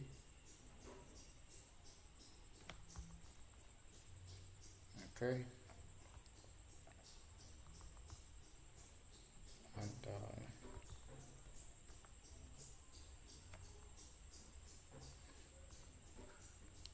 so for the what's it called, for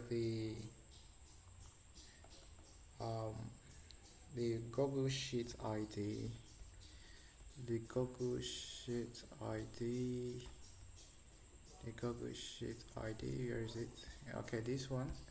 You want to have that from here. From here, you copy the sheet ID. So this is the sheet ID.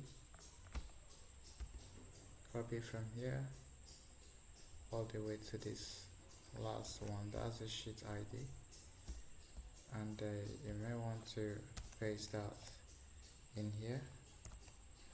As you can see, you grab it from the URL. And for the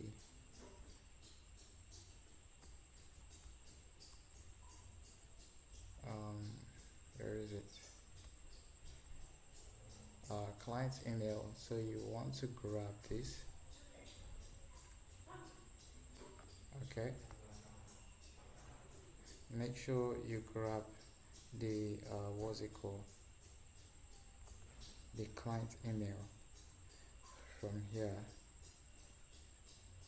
Okay. Let me see if I'm correct.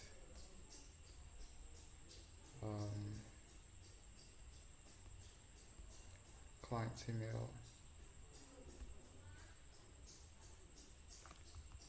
Okay, so that's the client email. Make sure you grab this client email, this one. Yours may be different, so make sure you grab whatever one that you have. So here we're going to have client email here. Okay,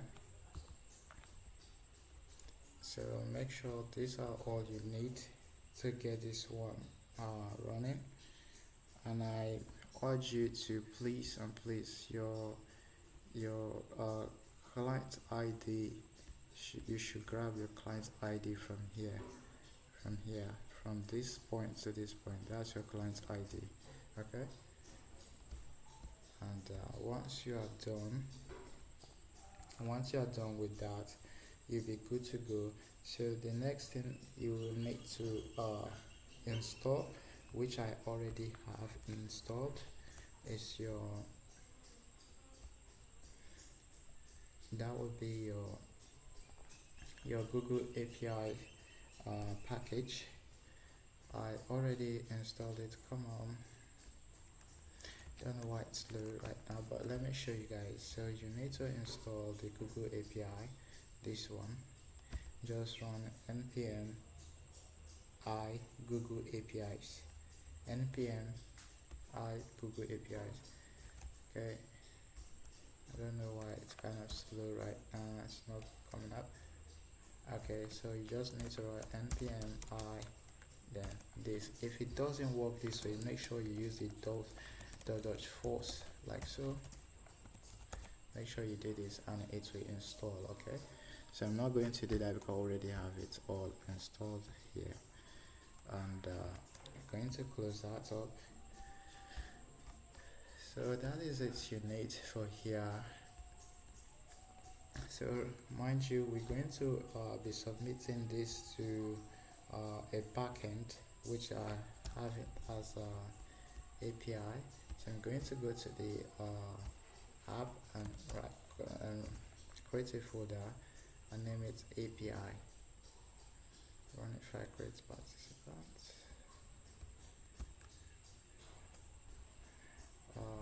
Don't know what is wrong. Why is it? Let me reload this. Yes, I want to reload this. It's been acting weird. So here we have this API folder, and in here we've got the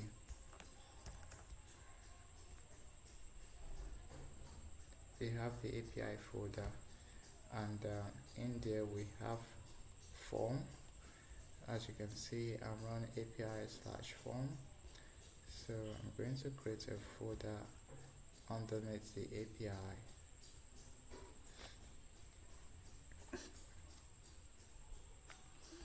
Why is it slow? Oh God.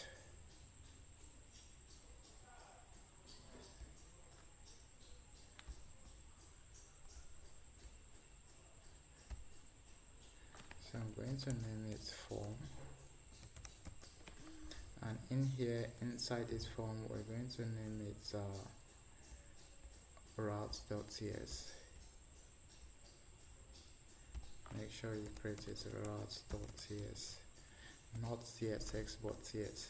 So inside the route of the form, we're going to start with some import.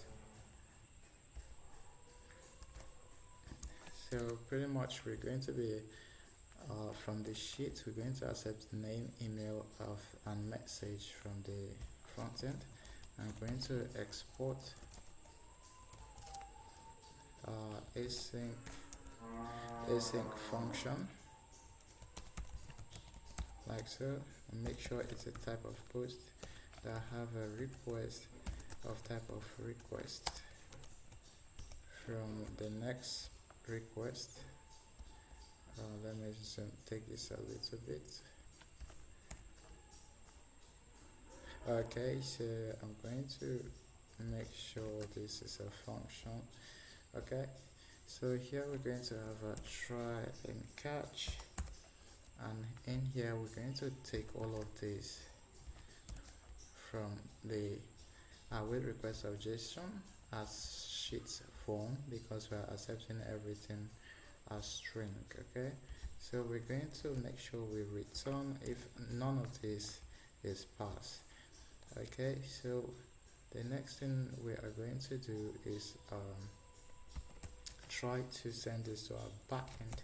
So say console equals to new google dot auth dot google auth. Then here we have an option of object, an object here, and then we're going to pass scopes, and in here we're going to make sure we have these three stuff. Okay, https www.googleapis.com/drive. Make sure the second one is drive.file and the third one is spreadsheet, and in there we are going to whack these credentials without the credentials that we have, the email process of Google, this one that we have from our client. Make sure the names you use at the the API. Make sure the these names corresponds. Okay, make sure it corresponds. So this is the one we are talking about, the Google client email. Make sure it corresponds. Let me close this one out. Close this one. Close this one. Close this one. Close this one. So we're going to make sure we pass those credentials, and here, you know, when we pass this stuff, there's this n key. So that's what we're trying to replace, all these begins and end, this n keys here. So we're going to replace this with some empty stuff right there. So what we need to do is next is const shit equals to Google dot shit. Then over here we pass the version to be of v4, and then we pass in our auth, this one we pass in our auth. So we're going to get some cool looking response from from Google after we submit. So we're going to append this value, the spreadsheet ID, which is the ID and the range, because here we can, as you can see, it's going to have A1. This is the range from A1 to D1. So that's the A1 to D1 that you see right there. And also the value option. These are just some additional stuff. And also here's the important one: request body should be name. Make sure it matches this name, email, and message. And also from the response here, we're just going to respond with the data. And also if we have an error, it's going to throw some serious error at us. So if you want to know the return type, just make sure you kind of okay. So for now, let's just go back to our front page right here and test it. Publish a cookie. No, we don't have this.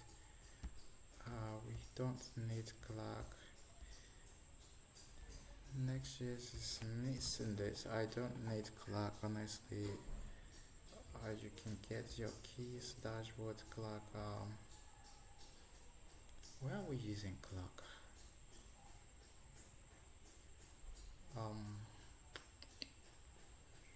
On our layout, we don't have clerk right here. On our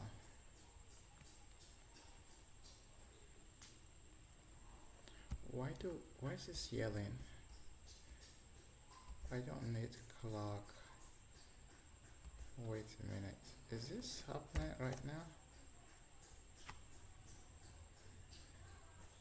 Like I told you guys, I already did this for some serious stuff to the advanced level, but I didn't know it would be requiring this. But for now, if you haven't, don't install Clark, so you won't be having facing this. Okay.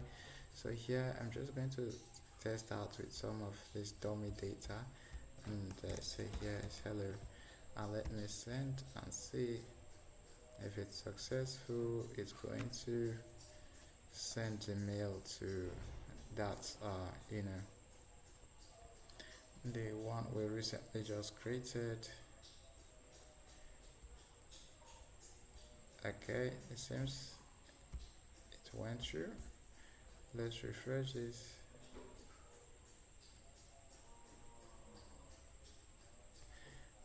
We are not having any data, but it's still loading.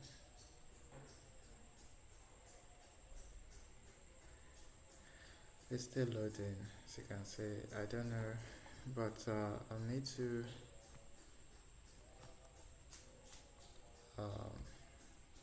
okay, we're not having anything yet, so I need to go back to the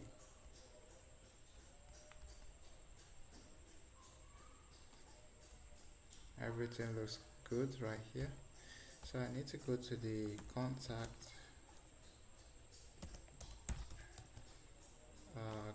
page. I think I need to also set my my tool star, just so I can know if something is going successful or not. So I need to also import this toaster from what's it called, Sonar. So here is a toaster from Sonar, and okay, we already have it. We already have one. So not to confuse it. So right here, right here. Let me go back to the contact.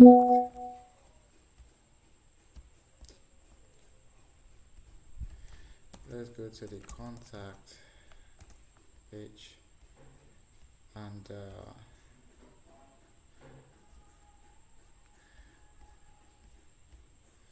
I think there's something. So here we're going to set the tools to be successful if it's good, and here if something is wrong, let's just set the tools here to something went wrong.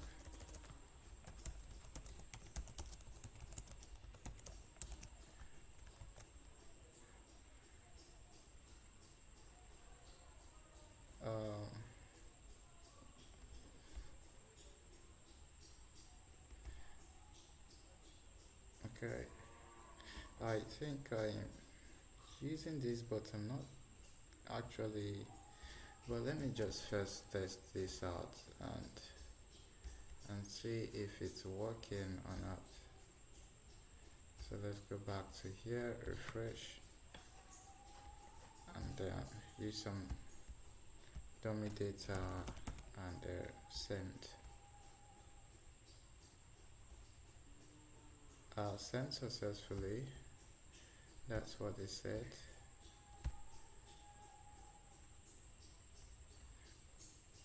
Probably it's using my last one. As you can see.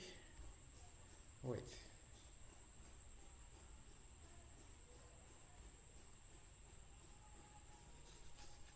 No, I think what if let me refresh this one more time.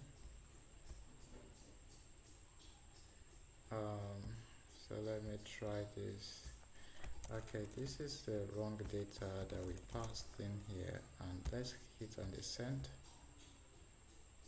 It says send successfully, and let me refresh this one. Okay, it's not here. This is the previous one I was working with, and also let me refresh this one.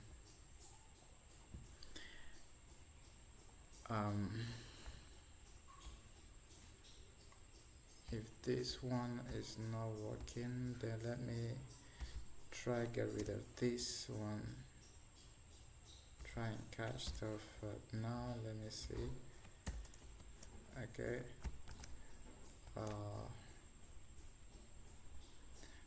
Await API, the form,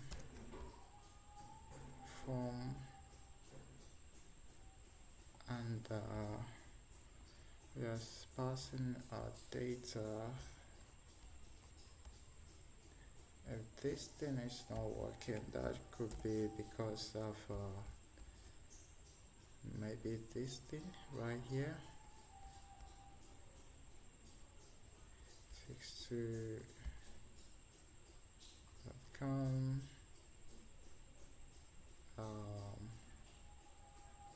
15 really. Okay, let's try again. Let's go back to this one. Let's refresh. Let's use the last dummy data, and let's hit submit. Successfully.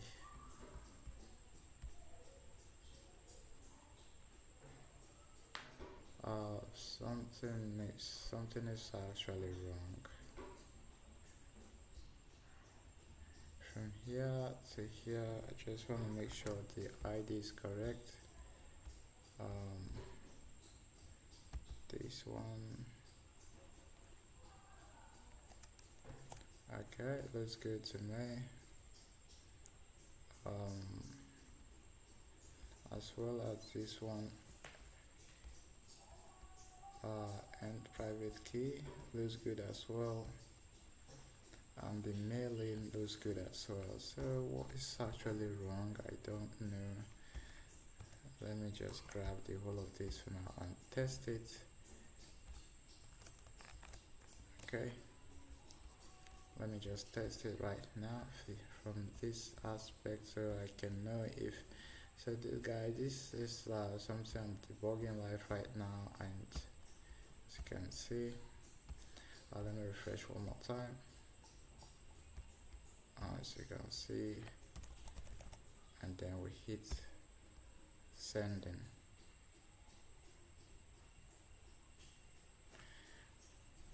Sent successfully. What is going on?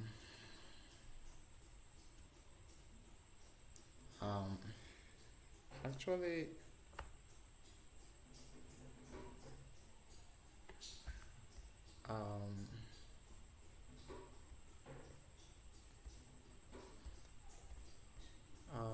so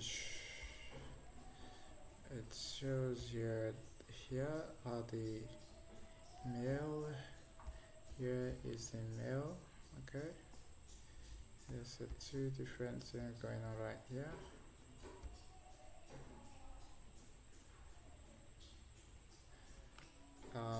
So we have our mail here, and the keys actually, which we already created. Okay, and it's already active, as you can see. Alright, so there's a problem with I think that problem should be coming from here.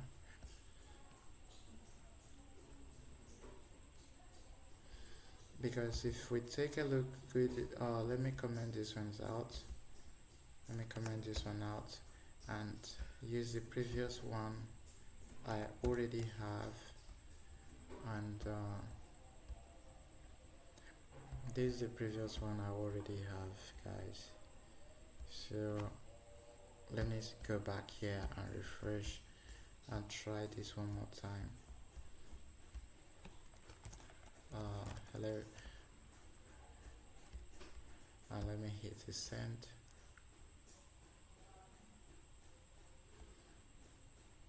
So it showed successfully, and as you can see, this is the previous one and it worked right.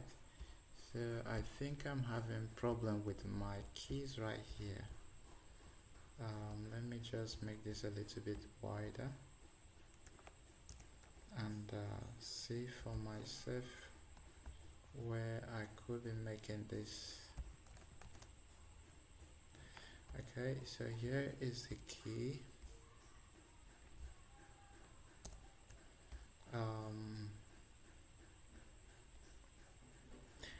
Here is the key and here is the mail.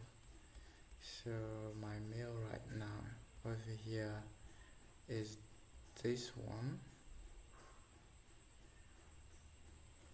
which is this one, the same one we are giving access to. So if I come here, this is the same mail right here. Okay, and here this one we need to cut it from here and make sure we paste it here. And then for the Google Sheet ID, as you can see, this one is different. So this one I'm going to comment out, and also going to uncomment this one. So make sure your file, this one is, you have it available. Okay, and let's try one more time.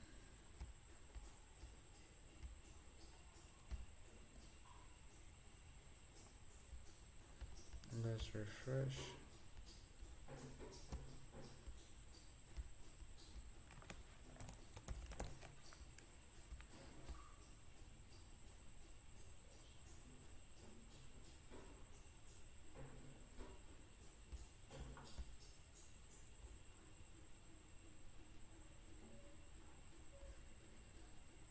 Hmm.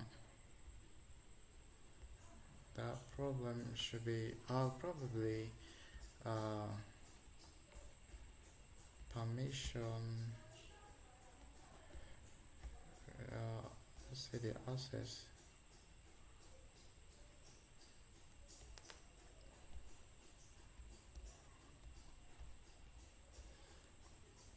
So we're having one access right here.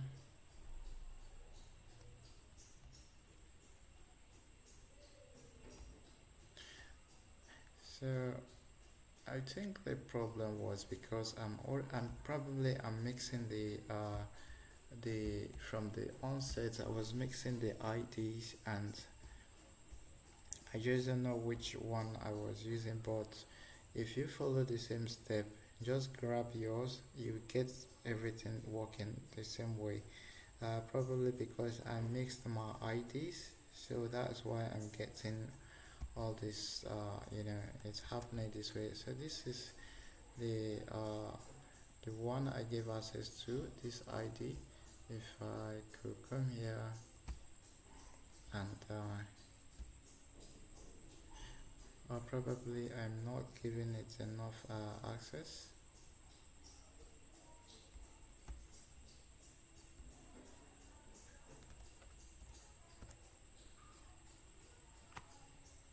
Okay.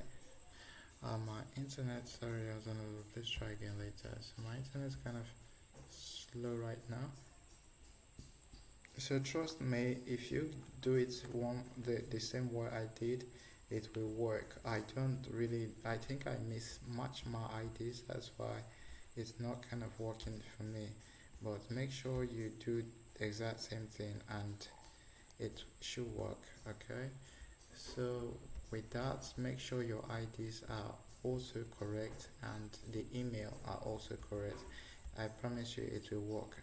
But right now I just don't know which ID I'm using. I'm mix matching the old ID. So here, as you can see, I made a demo right here within right in front of you guys, and it worked. So it's a problem of my ID or my network. I don't know which, but trust me guys, it actually works. So we're going to be adding our head bar because there's no way we have our top header right here, and also the light and dark theme. So that's what we're going to be adding today. So let's go back to um, the header. Make sure you create your what's it called, the header component.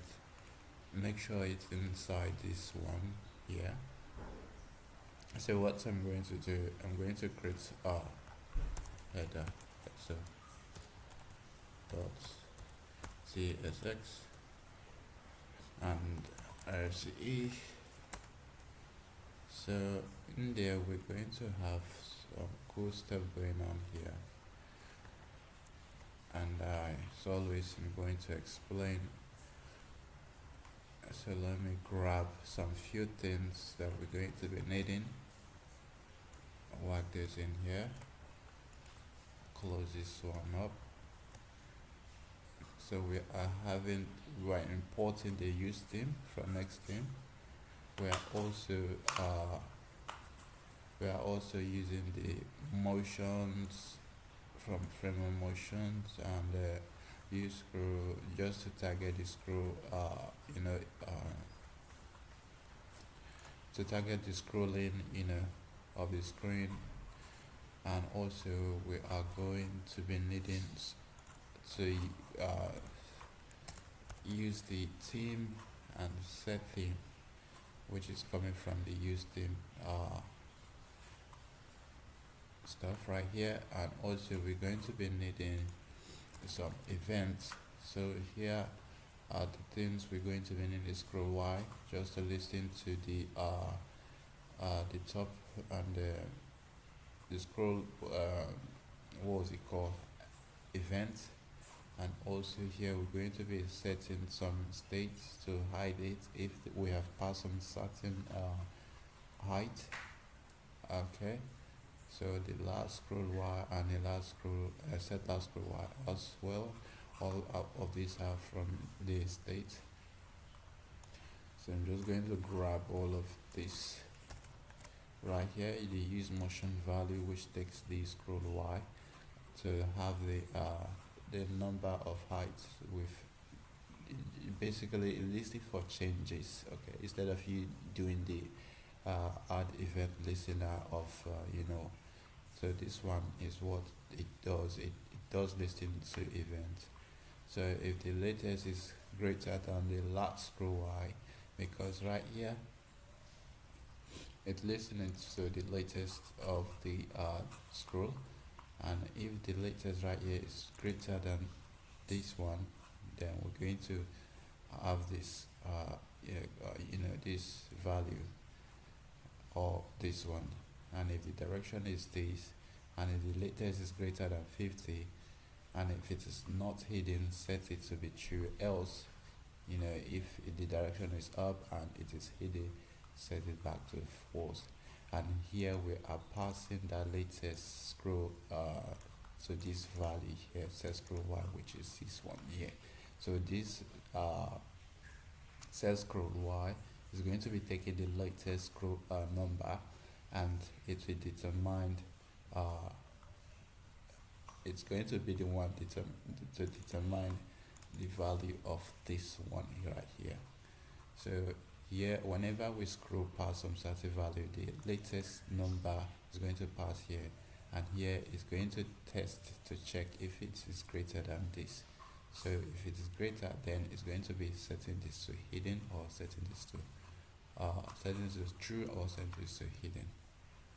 And then here we have the use effect right here. Okay, let me grab this. Okay, so this one is just listening for the resizing of the screens, because if it's on the larger screen, we don't want it to be that, we want it to close, because we don't want it to be open all the time. So it's just listening to this. So as you can see, this is what I was talking about. Is under the hood. This is just listening for some kind of event. Okay. So we're going to be having our what's it called? Our list of nav items. Here again, home. This is pretty simple. And then here we are going to be rendering some kind of.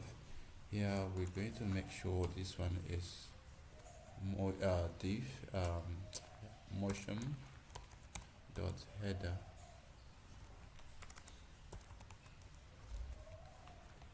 like so. And also here initially we want initially we don't want this to, let me just grab it and I'll explain.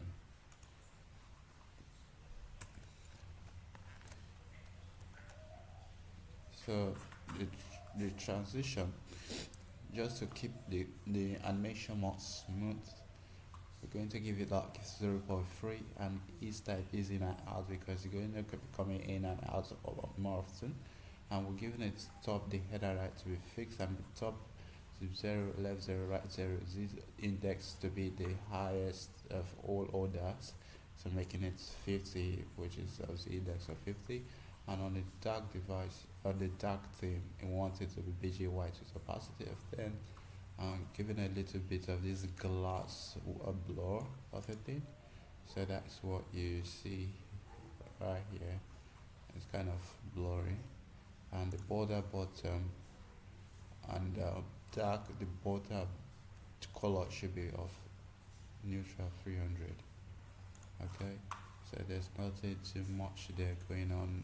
So let me just grab all of this and I'll explain. So in here we are having this animate presence. Animate presence is responsible for in and out of animation, the initial and the exit. So initially we want the height to be of 0 and opacity to be of 0. So it initially it doesn't show. So when we animate it, we want the height to be auto and the opacity to be 1, and we exit it back to 0 and the opacity to be 0. And on transition, anytime you see this transition, it basically means make the animation more smoothly or smoother, or I don't know what you can do, but make it more smooth. Okay, and then here we're giving them the hidden. So on a smaller screen, make it hidden, and on a let it the overflow so it doesn't have some other element going out of the box. So making it hidden. All right. So here we're just mapping through our item. Initial as well. They are coming from the left side, so make them to be of 10 so they can hide. But when we animate, make them of 0, make them come out. Okay, and also the transition and the delay. We're timesing the number by each of the elements. This is our whole item. It consists of names, and so each of these will be times 0.1, making them all. If this one right here is like 1 times 0.1, then the second one is going to be like 2 times 0 times 1, and the next one will be 3 times 0 times, like that. Okay, and also down here we have the length of this one. So I don't think I even need more of this, but we're just gonna leave it that way. So let's go back to our layout and make this look come out. So here is our layout. Just going to import the header, not you, here.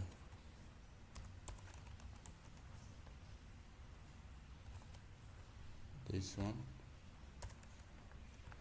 So importing the header.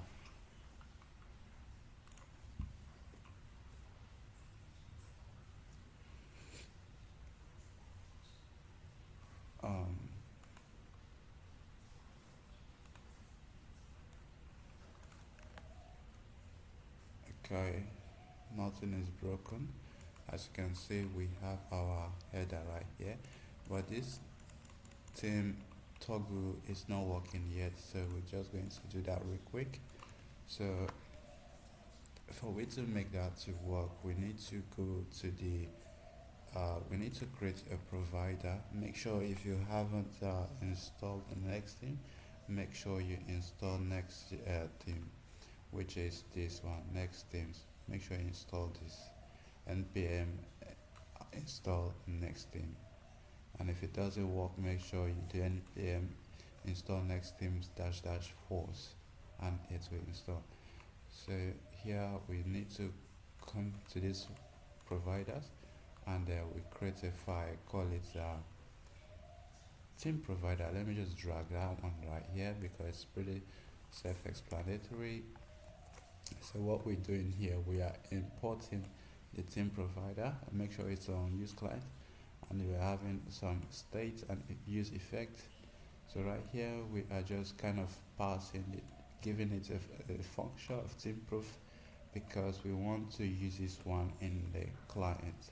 So if we are, we're just basically checking if we're on the clients, then make sure this is true. Else make sure it just stays true just when it is mounted. Okay, so here we are passing the children because we are going to be using it down here, somewhere down here. So we're going to say theme proof, this one.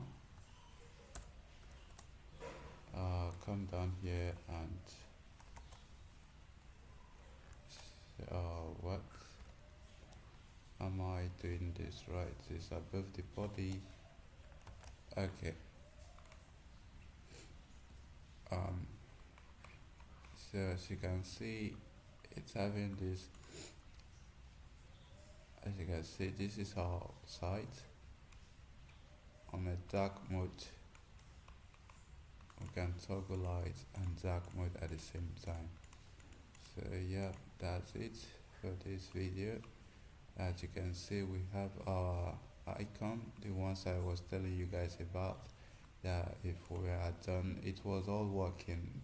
It's just that we just couldn't see it. So it was all working.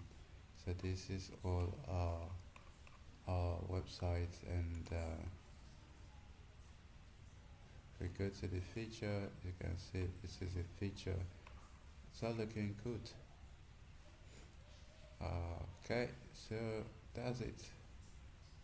So hope to see you on the next video. Thanks for watching. So I'll see you guys next.